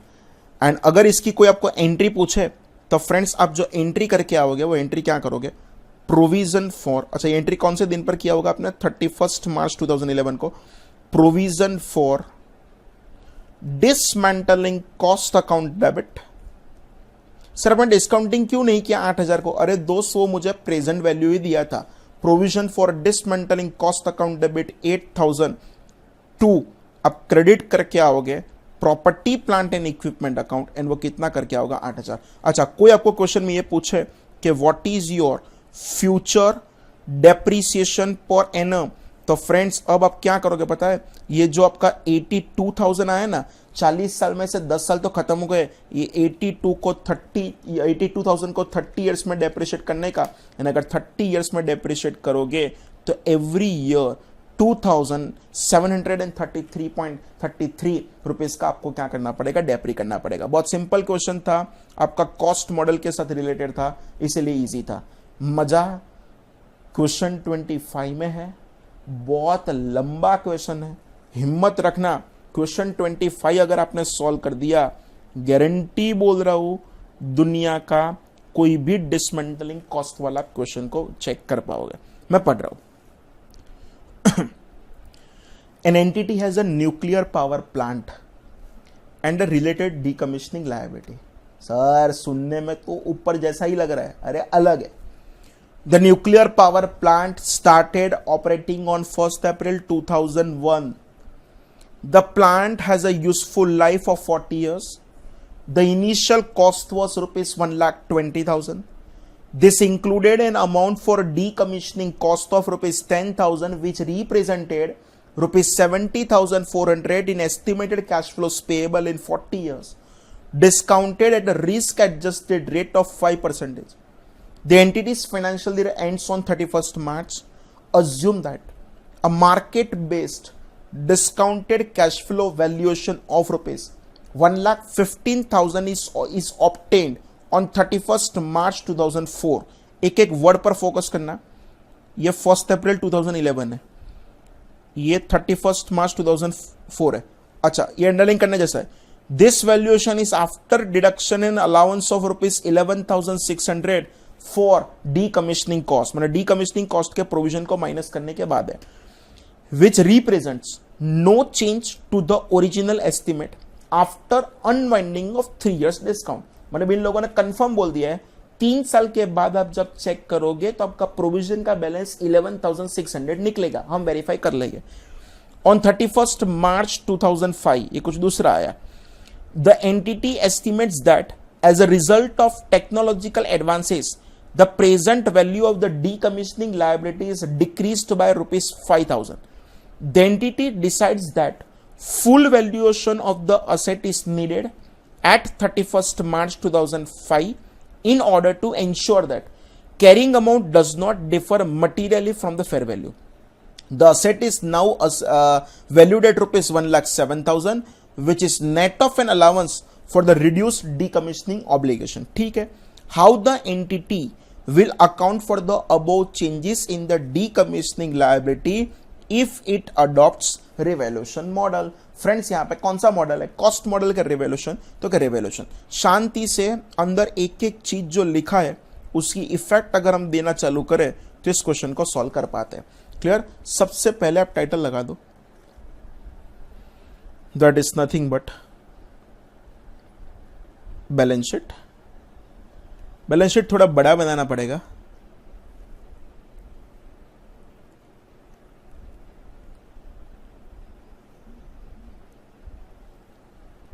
Clear? अच्छा, सबसे पहले हेडिंग हम यहां पे लिखा दे, दैट इज ये था हमारे लिए प्रॉपर्टी, प्लांट एंड इक्विपमेंट के बारे में हम यहां पे लिखेंगे। यहां पे अगर चेक करें तो हम यहां पे लिखेंगे प्रोविजन फॉर डिसमेंटलिंग कॉस्ट के बारे में लिखेंगे। क्लियर? चलो मुझे इतना बताओ, 1/4/2001 को कैन आई से फ्रेंड्स आपके पास जो असेट का बैलेंस था वो असेट का बैलेंस था 1,20,000 का, उसमें 10,000 रुपये प्रोविजन के इंक्लूडेड थे। मतलब अगर मैं यहां पे चेक करूं तो 1/4/2001 को मेरा प्रोविजन का बैलेंस कितना था? 10,000। आराम से सब कुछ सही चल रहा था। कब तक? 31 मार्च 2004 तक, मतलब 3 साल तक। तो पहले तो मैं यहां पे 3 साल तक का अक्यूमुलेटेड डेप्रीसिएशन प्रोवाइड करूं तो क्या हालत होगी? 1,20,000 का फ्रेंड्स असेट है, 40 इयर्स का लाइफ है, मतलब पर एनम आपका 3,000 रुपए का डेप्री आएगा। 3 साल तक अगर आप चेक करो तो कैन आई से फ्रेंड्स आपका 9,000 का डेप्री आएगा। एंड अगर मैं यहां पे चेक करूं तो 31 मार्च 2004 को फ्रेंड्स हमारे पास ये जो बैलेंस होगा ना वो कितने का होगा? 1,11,000।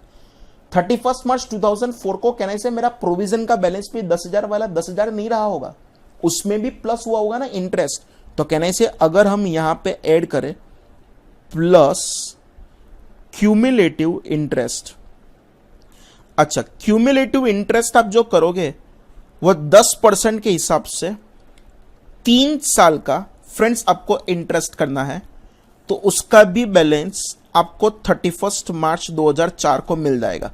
पर एक्चुअली क्वेश्चन में बोला था वो 11,600 है, पर हम ऐसे लिख नहीं देंगे, हम एक बार वेरीफाई करते हैं। कैलकुलेट 1.05 इंटू इक्वल टू किया मतलब 2 बार हुआ, इंटू मतलब इंटू इक्वल टू किया मतलब सिंपल वो 3 बार होगा, इंटू 10,000 करोगे तो 11,576 आ रहा है। पर कहने से उन्होंने कितना लिया है? 11,600। तो सिंपल मैं आपके समझाने के लिए जस्ट यहां पे ब्रैकेट में लिख रहा हूं, एक्चुअली मेरे हिसाब से वो 11,576 आ रहा है, पर हम उसको कितना ले रहे हैं? 11,600। This 11,600 is already given in the question, इसीलिए अगर वो नहीं दिया होता तो मुझे कोई राउंडिंग ऑफ करने की जरूरत नहीं थी। यहां पे मैं ले रहा हूं 11,600, और अगर ये 11,600 है तो सिंपल बोलू मेरा 3 साल का क्यूमुलेटिव इंटरेस्ट कितना होगा? 1,600 रुपए।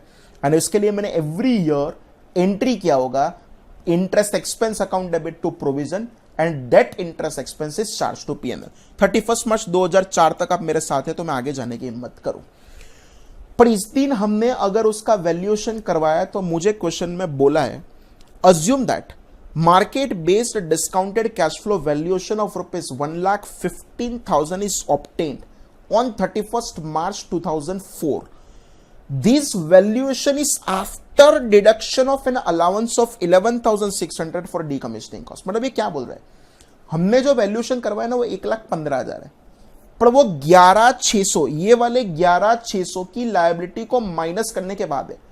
इफेक्टिवली चेक करें तो 1,15,000 प्लस 11,600 मतलब वो वैल्यू जो होगा वो 1,26,600 होगा।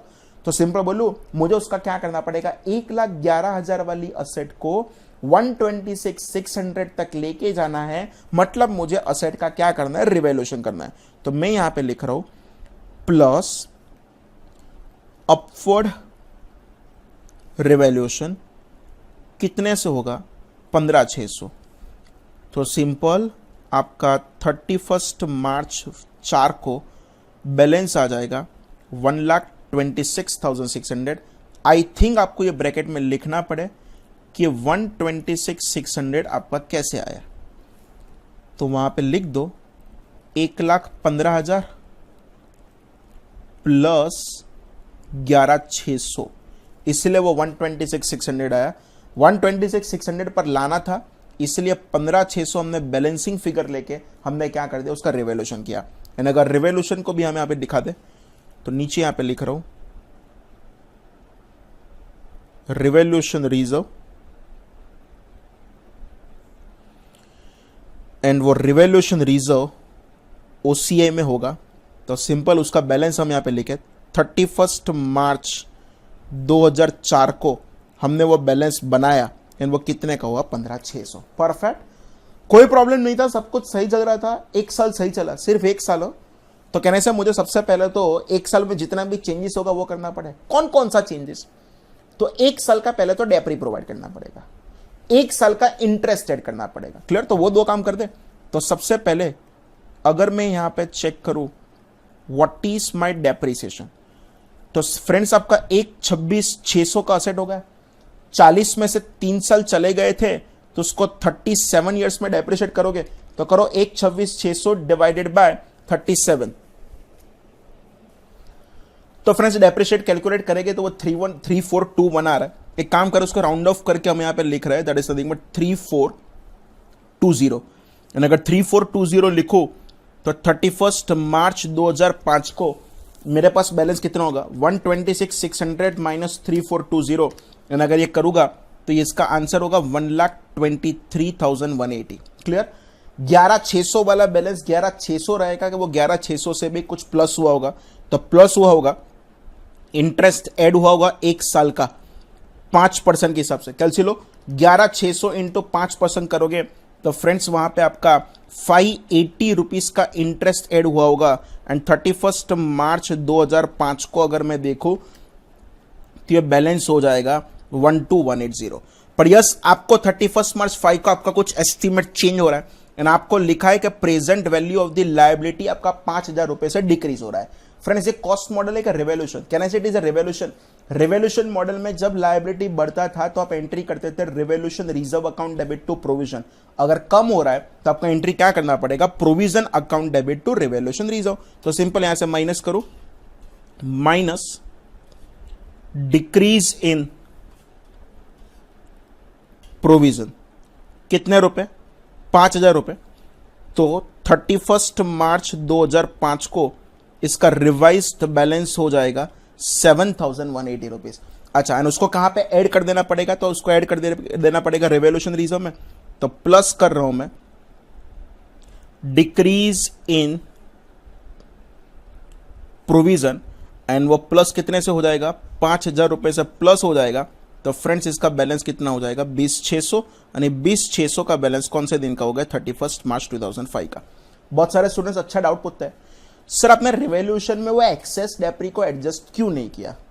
क्वेश्चन में कुछ लिखा नहीं है, मैं इस क्वेश्चन में स्पेसिफिकली एक अजम्पशन लिख रहा हूं, आप भी लिख सकते हो 4-5 लाइन के बाद अजम्पशन करके लिखो।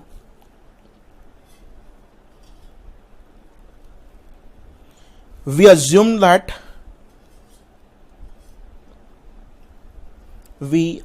that company is not adjusting excess depreciation against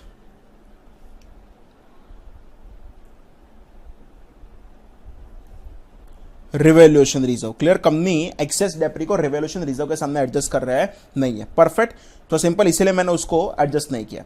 अब 31 मार्च 2005 को अगर हमने रिवाइज वैल्यूएशन निकाला है तो क्या निकला, वो बैलेंस निकला 1,07,000। पर 1,07,000 है, that is after deduction of that 7,180। तो अगर चेक करें 1,07,000 प्लस 7,180, मेरी बैलेंस शीट में असेट का बैलेंस होना चाहिए 1,14,180। रिपीट करो, मेरी बैलेंस शीट में, सॉरी, यह बैलेंस होना चाहिए 31 मार्च 2005 को कितना होना चाहिए 1,14,180। सर ये 1,14,180 कैसे है वो भी समझा दूं, तो आप ब्रैकेट में यहां पे लिख सकते हो 1,07,000 था प्लस आपको प्रोविजन फॉर डिसमेंटलिंग कॉस्ट कितने का 7,180, तो वो कितना होना चाहिए 1,14,180। 1,23,180 था, उसको मुझे कहां तक लेके आना है 1,14,180 तक लेके आना है। तो सिंपल फ्रेंड्स यहां पे मुझे असेट का क्या करना पड़ेगा, डाउनवर्ड रिवॉल्यूशन करना पड़ेगा। एंड वो डाउनवर्ड रिवॉल्यूशन आप कितने से करोगे 123,180 माइनस 1,14,180, फ्रेंड्स आपको टोटल 9,000 रुपीज से इसका क्या करना पड़ेगा, डाउनवर्ड रिवैल्यूएशन करना पड़ेगा। एक बार कोई एसेट को अपवर्ड करने के बाद अगर आप डाउनवर्ड कर रहे हो तो सबसे पहले लॉस एडजस्ट कहां से करोगे, रिवैल्यूएशन रिजर्व में से। तो सिंपल, मैं यहां पे अगर इसका माइनस करूं, डाउनवर्ड रिवैल्यूएशन कितने का हो जाएगा, 9,000 का। तो सिंपली 31 मार्च 2005 को इसका बैलेंस क्या हो जाएगा, 11,600। अगर क्वेश्चन में ये पूछूं कि please calculate balance of the retained earning, तो भी आपको फ्रेंड्स आना चाहिए। लाइक समझाओ कैसे मैं क्या बोल रहा हूं। तो यहां पे टाइटल लगा दो रिटेन्ड अर्निंग। रिटेन्ड अर्निंग मतलब आपने आज तक कितना खर्चा या कितना इनकम है वो यहां पे आपको लिखना है। तो रिटेन्ड अर्निंग का बैलेंस अगर हम कैलकुलेट करें, सबसे पहले हम कैलकुलेट करें that is nothing but 31 March 2004 को यह बैलेंस कितना था। तो समझाओ 31 मार्च 2004 को मैंने कौन कौन सा खर्चा किया होगा, एक 1600 रुपए का डेप्री एंड मैंने 1600 रुपए का इंटरेस्ट, ये रहा 1600 रुपए का इंटरेस्ट एंड 9,000 रुपए का डेप्री, ये टोटल 3 साल में मैंने पीएनएल में डेबिट किया होगा। तो रिटेन अर्निंग मेरा कितना होगा, यहाँ पे 10,600 रुपए का नेगेटिव होगा। कैसे, तो इंटरेस्ट था 1600 का प्लस अक्यूमुलेटेड डेप्री था कितने का, 9,000 का, तो वो कितना होगा 10,600 31 मार्च 2004 को। प्लस में इंटरेस्ट ऐड करूंगा कौन से ईयर का, 4-5 का, प्लस में डेप्रीसिएशन भी ऐड करूंगा फॉर द ईयर 2004-5। चेक करो 2004-5 में आपने कितने रुपीस का इंटरेस्ट प्रोवाइड किया था। तो फ्रेंड्स कहने से 580 का प्रोवाइड किया था, तो यहां पे लिख रहा हूं 580। आपने डेप्री कितना प्रोवाइड किया था 4-5 में, तो वो भी मेरे पास रेडी है। ये चेक करो आपने डेप्री प्रोवाइड किया था 3420 का, ये दोनों भी मेरे लिए एक्सपेंसिव है। तो 31 मार्च 2005 को इसका बैलेंस कितना होगा, 10,600 प्लस 580 प्लस 3420। फ्रेंड्स आपका इसका बैलेंस होगा 14,600 रुपीज। क्लियर। अगर किसी को ऐसा डायरेक्ट पता नहीं चलता है तो उनके लिए मैं आपको जितने भी काम की जर्नल एंट्रीज है ना, वो आपको जर्नल एंट्रीज करके दूं तो आपको आराम से समझने के लिए इजी हो जाएगा। देखो इनिशियल रिकॉग्निशन की एंट्री आप समझ लोगे। क्लियर। 1,20,000 का असेट था, उसमें से 10,000 रुपए का क्या था, तो प्रोविजन था। उसकी एंट्री क्या करोगे, property plant and equipment account debit 1,20,000 to bank account 1,10,000 अगर आपने पेमेंट कर दिया है तो, एंड बाकी का क्या कर दोगे, प्रोविजन फॉर डिसमेंटलिंग कॉस्ट बना दोगे 10,000। एवरी ईयर आप इंटरेस्ट भी ऐड कर दोगे, उसके लिए एंट्री कर दोगे interest expense account debit to provision, वहां तक मुझे टेंशन नहीं है। पर 31 मार्च 2004 को सबसे पहले आपने ये रिवॉल्यूशन किया था, कितने का रिवॉल्यूशन था, 15,600 का। वो 15,600 का मैं आपको रिवॉल्यूशन की एंट्री समझाऊं तो 31 मार्च 2004 को आप एंट्री करोगे property plant and equipment account debit कितने से रिवॉल्यूशन किया था, 15,600 से। क्रेडिट में कर रहा हूं रिवॉल्यूशन रिजर्व ओसीआई कितना आया, 15,600। क्लियर। दूसरी एंट्री 31 मार्च 2005 को जो आपने प्रोविजन के बैलेंस को कम किया। प्रोविजन का बैलेंस फ्रेंड्स याद करो आपने कितने से कम किया था, 5,000 से कम किया था, एंड 5,000 से कम किया था तो उसके लिए एंट्री क्या होना चाहिए, provision account debit to revolution reserve. Clear. तो एंट्री करो provision for dismantling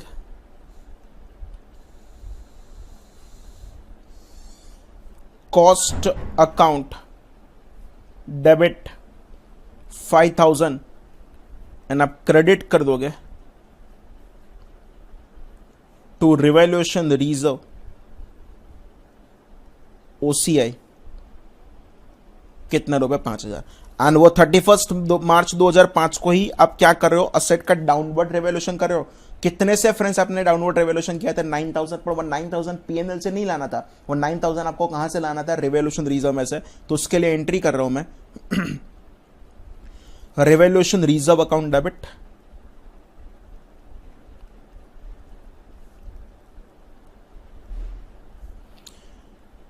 that is OCI कितने rupees, 9,000 to property plant and equipment account. Friends कितने से कर दोगे, 9,000। क्लियर। मैं आपको एक मस्त टेबल में आंसर की एक समरी बना के दूं। तो अगर मैं यहां पे बनाऊं समरी ऑफ आंसर, फ्रेंड्स आप मेरे साथ 3 कॉलम का नहीं पढ़, हाँ 3 कॉलम का टेबल बनाओ तो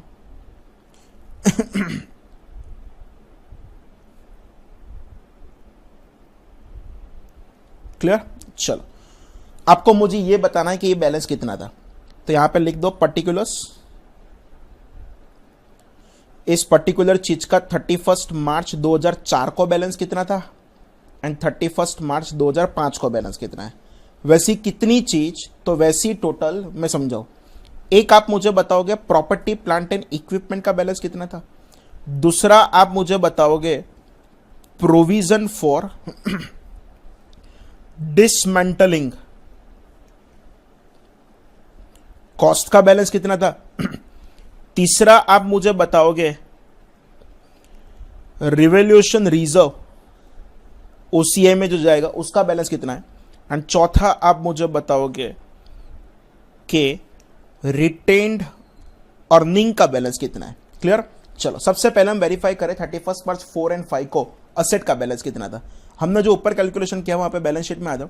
फ्रेंड्स आपका 31 मार्च 4 को 126,600 का असेट था एंड फाइनली 31 मार्च 5 को आपके असेट का बैलेंस कितना होगा 114,180। क्लियर। तो यहां पे मैं लिख रहा हूं property plant and equipment 1,26,600 and 31 मार्च 5 को 114,180। क्लियर। दूसरा आपको यह दिखाना है कि प्रोविजन फॉर डिसमेंटलिंग कॉस्ट का बैलेंस कितना था, वो चेक कर ले। 31 मार्च 4 को मेरे पास प्रोविजन फॉर डिसमेंटलिंग कॉस्ट का बैलेंस था कितना था 11,600 एंड 31 मार्च 5 को चेक करो तो वो कितना था 7,180। तो यहां पे मैं लिख रहा हूं ये था 11,600 एंड यहां पे ये बैलेंस कितना था 7,180। रिवोल्यूशन रिजर्व अगर हम चेक करें 31 मार्च 4 को कितना था, तो रिवोल्यूशन रिजर्व 31 मार्च 4 को आपके पास 15,600 का था एंड 15 में 31 मार्च 5 को कितना होगा 11,600। तो यहां पे लिख देता हूं 15,600 एंड यहां पे कितना हो जाएगा 11,600। एंड हमने तो ऑलरेडी रिटेन अर्निंग भी ऑलरेडी कैलकुलेट हम करके बैठे हैं। चेक करो रिटेन अर्निंग 31 मार्च 4 को कितना था 10,600 एंड 15 में कितना आ गया 14,600। क्लियर। पर वो नेगेटिव में लिखना पड़ेगा बिकॉज वो आपके लिए एक्सपेंस था। क्लियर। तो यहां पे मैं लिख रहा हूं 10,600 एंड ये आपका बैलेंस कितना हुआ 14,600। फाइनली हमारे क्वेश्चन खत्म हो रहा है। बहुत अच्छा क्वेश्चन था। एग्जाम में एक एक स्टेप अगर आराम से करोगे तो ही समझ पाओगे। क्लियर। पहले आपको प्रोविजन ऑलरेडी इंक्लूडेड था, उसके बाद हमने क्या किया क्यूमुलेटिव इंटरेस्ट किया 31 मार्च 4 तक पहुंच गए। 31 मार्च 4 में हमने क्या किया अपवर्ड रिवोल्यूशन किया।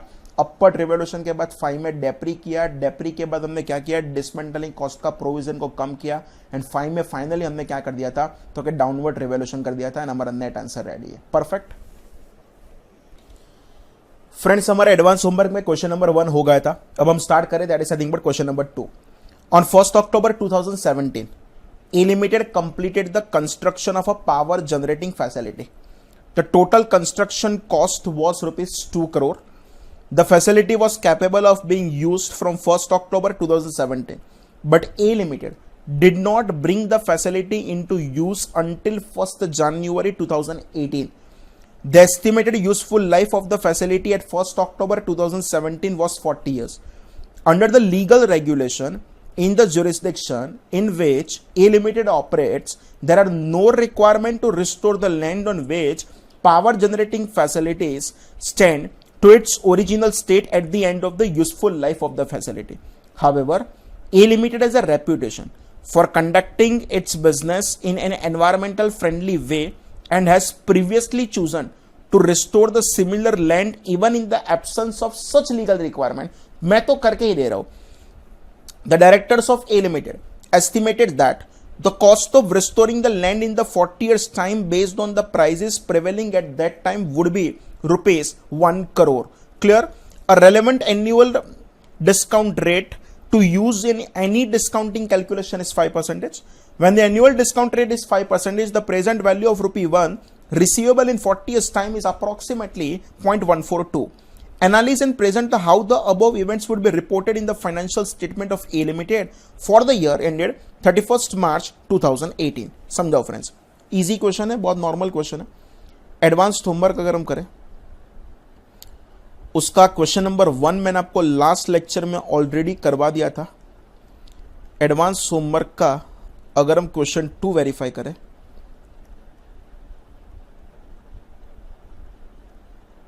बैलेंस शीट बनाओ तो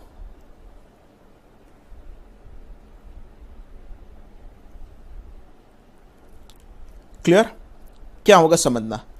1/4/2017 को सॉरी 1 अक्टूबर 2017 को चेक करो आपका असेट कितने का था। तो कहने से आपने जो असेट बनाया था वो टोटल 2 करोड़ रुपए का था कंस्ट्रक्शन कॉस्ट, तो वो 2 करोड़ रुपए तो आपके असेट में दिखेगा ही दिखेगा।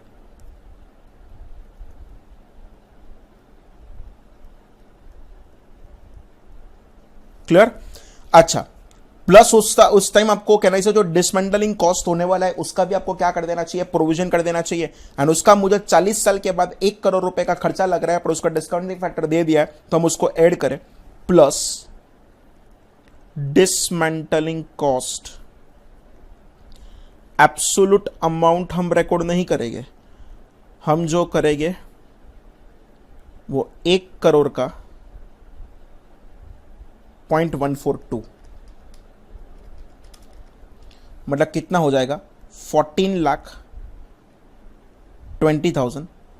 तो टोटल हम चेक करें 1 अक्टूबर 2017 को हमारे पास जो असेट का बैलेंस होगा वो कितने का होगा, 2,14,20,000 का होगा। एंड साथ में अगर हम चेक करें ये कौन सा था, तो ये था property plant and equipment. And साथ में हमारे पास एक प्रोविजन फॉर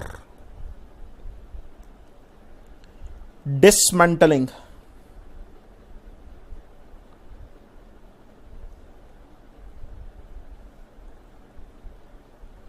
कॉस्ट चेक करें तो 1 अक्टूबर 2017 को हमने यहां पे प्रोविजन बनाया होगा। फ्रेंड्स कितने का प्रोविजन बनाया होगा, तो 14,20,000 का बनाया होगा। पर बॉस आपको जो पूछा है ना वो 1 अक्टूबर 17 का नहीं पूछा है, आपको 31 मार्च 18 का पूछा है।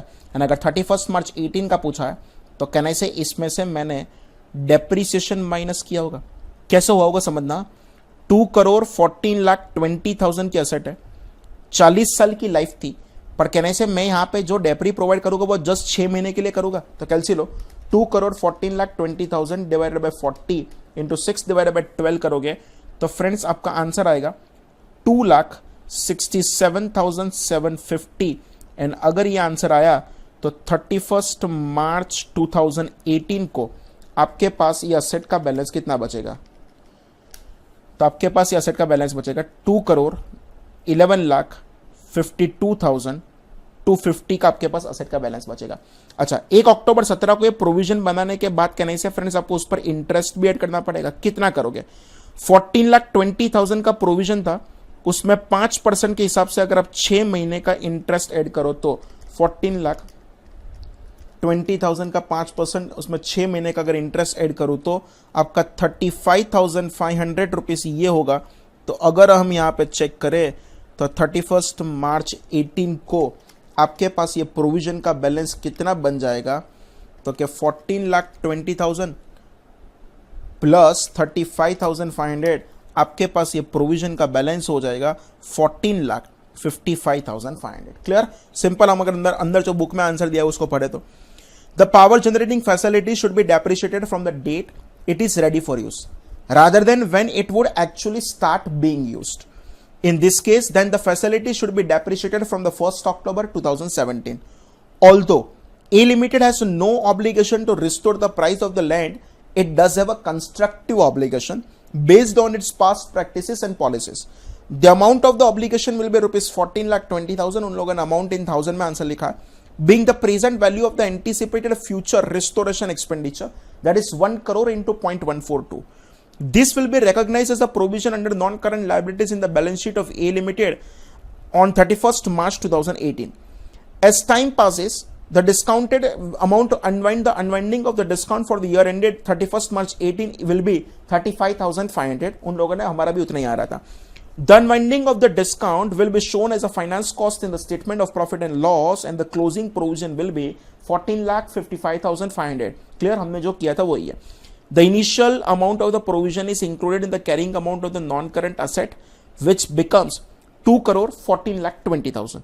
The depreciation charge in the profit or loss for the year ended 31st March 18 is 2,67,750. उन लोगों ने पूरा कैलकुलेशन समझाया. एंड फाइनली हमारी बैलेंस शीट में जो असेट बचेगा वो कितने का बचेगा? 2 करोड़ 11,52,250. क्लियर? आपको भी चेक करने कर लो. हमारी बैलेंस शीट में 2 करोड़ 11,52,250 से असेट बच रहा था. डन. नेक्स्ट क्वेश्चन स्टार्ट करें. That is something but question number 3. First of all I am reading question 3. ABCL Limited is setting up a new refinery outside the city limits. In order to facilitate the construction of the refinery and its operation, ABCL Limited is required to incur expenditure on the construction or the development of a railway sidings, road and bridge. Though ABCL Limited incurs or contributes to the expenditure on the construction or development, underline karna, it will not have ownership right on these items, and they are also available to use to other entities and the public at large.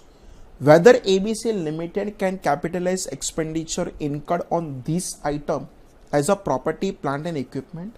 If yes, how should this item be depreciated and presented in the financial statement of ABCL Limited as per Ind AS? Friends, actually इसमें दो views हैं. एक तो check करो तो मैंने एक railway sidings बनाया है, उसमें से मुझे फ्यूचर इकोनॉमिक बेनिफिट मिलेगा, वो बात अग्रीड है. पर ये जो रेलवे स्लाइडिंग जो मैंने बनाया है, मुझे बोलने दो उस चीज पर ना तो हमारा ओनरशिप है ना तो हमारा कंट्रोल है.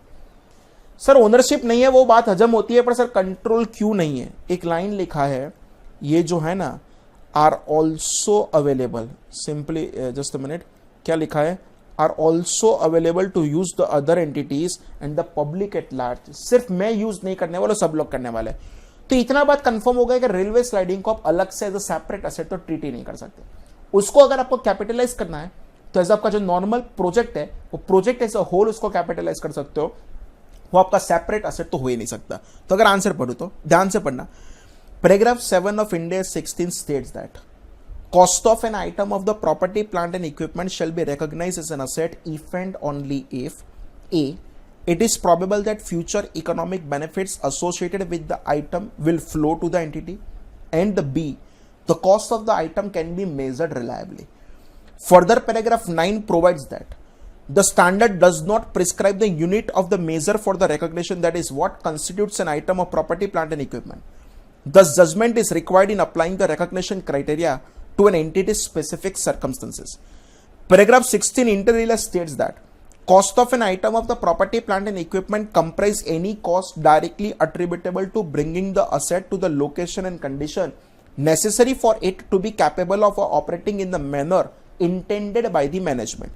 In the given case, railway sidings, road and bridge are required to facilitate the construction of the refinery and for its operation. Expenditure on this item is required to be incurred in order to get future economic benefits from the project as a whole, which can be considered as the unit of the measure for the purpose of capitalization of the said expenditure, even though the company cannot restrict access of others for using the asset individually.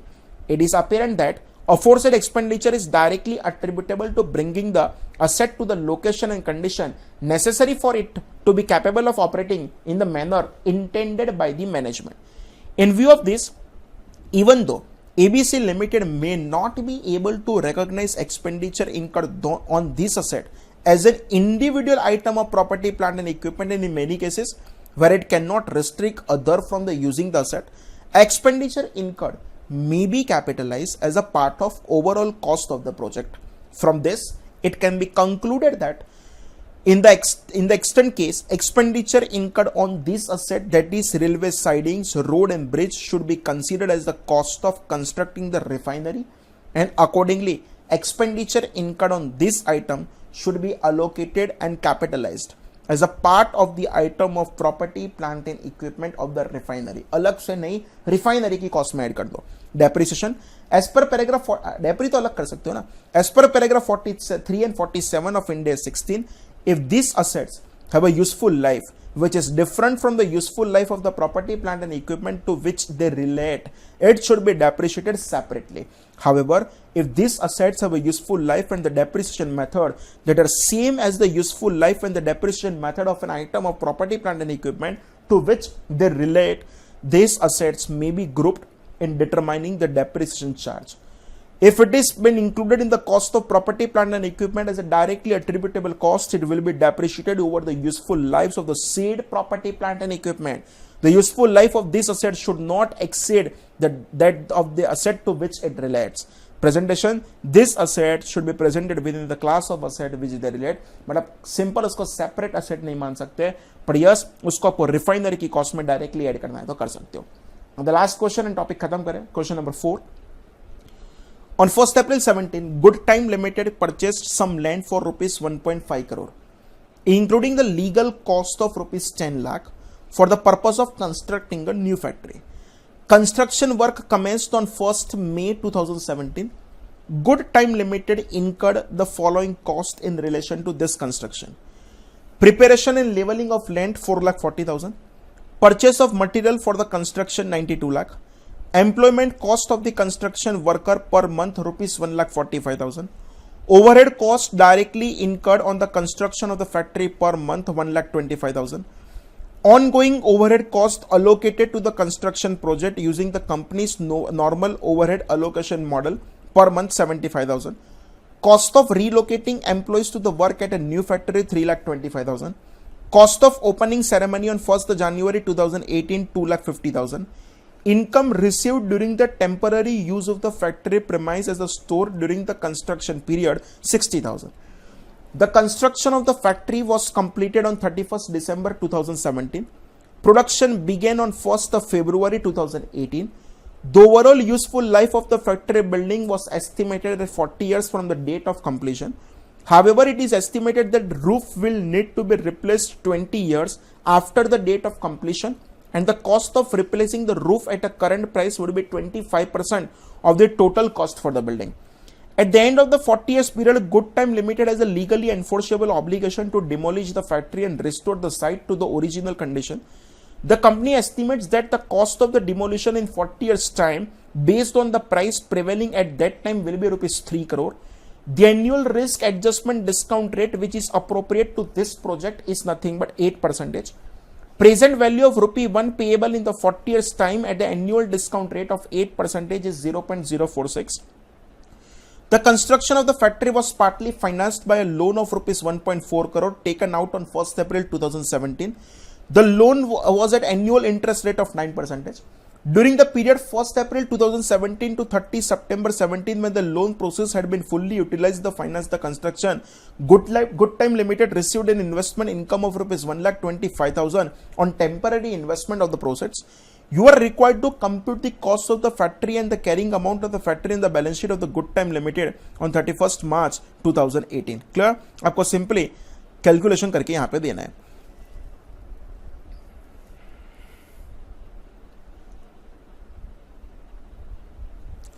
Okay friends, अगर हम answer का solution start करें तो just a minute. हाँ, ये रहा. Title लगा दो, calculation of cost of PPE.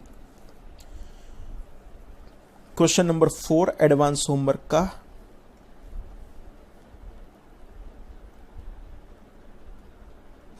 Calculation of cost of property, plant and equipment. Friends, simply आप जस्ट 2 कॉलम बनाओ.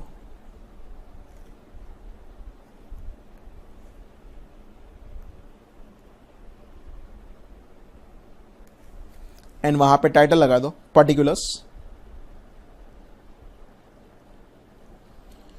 And amount rupees.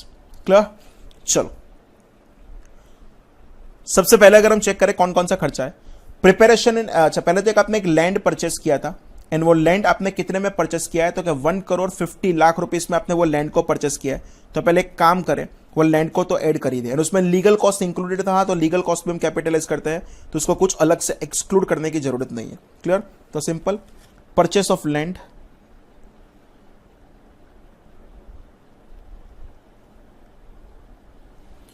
एंड वो लैंड कितने का था? तो फ्रेंड्स वो लैंड जो था वो टोटल 1,50,00,000 रुपीस का था।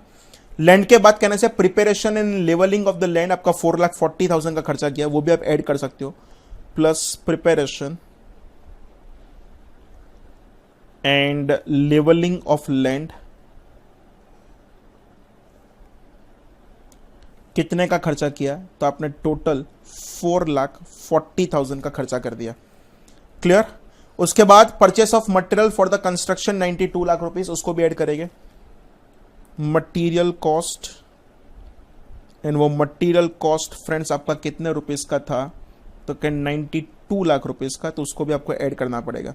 उसके बाद बोला employment cost for the construction of the worker per month, and आपका 1 मई को काम चालू हुआ था एंड आपका 31 दिसंबर को काम खत्म हुआ, मतलब कहने से आपने कितने महीने में काम खत्म कर दिया? 8 महीने में काम खत्म कर दिया। तो यहां पे मैं लिख रहा हूं employment cost, and employment cost आपका कितना होगा? तो क्या 1,45,000 इंटू 8 मंथ्स। क्लियर? तो 1,45,000 इंटू 8, तो सिंपल फ्रेंड्स उसका आंसर होने वाला है 11,60,000 का आपका आंसर हो जाएगा। क्लियर? ओके। उसके बाद आपको क्वेश्चन में दिया है that is nothing but overhead cost incurred directly on the construction of the factory, तो वो डायरेक्टली मतलब स्पेसिफिक ओवरहेड थे, कितने रुपए का खर्चा बोला है? 1,25,000, तो उसको हम अगर यहां पे ऐड करें स्पेसिफिक ओवरहेड,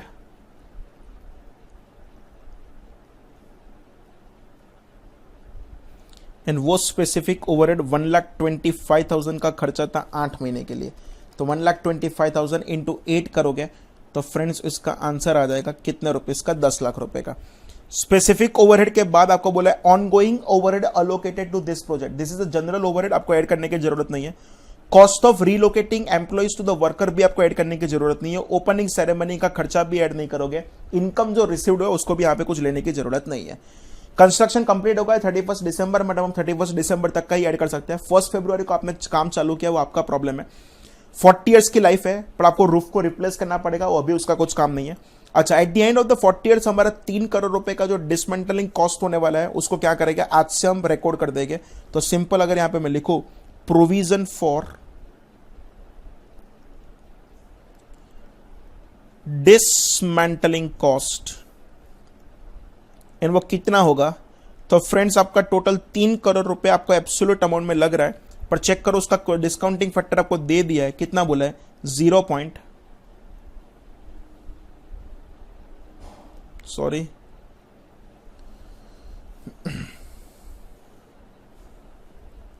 फिर से लिखना पड़ेगा प्रोविजन फॉर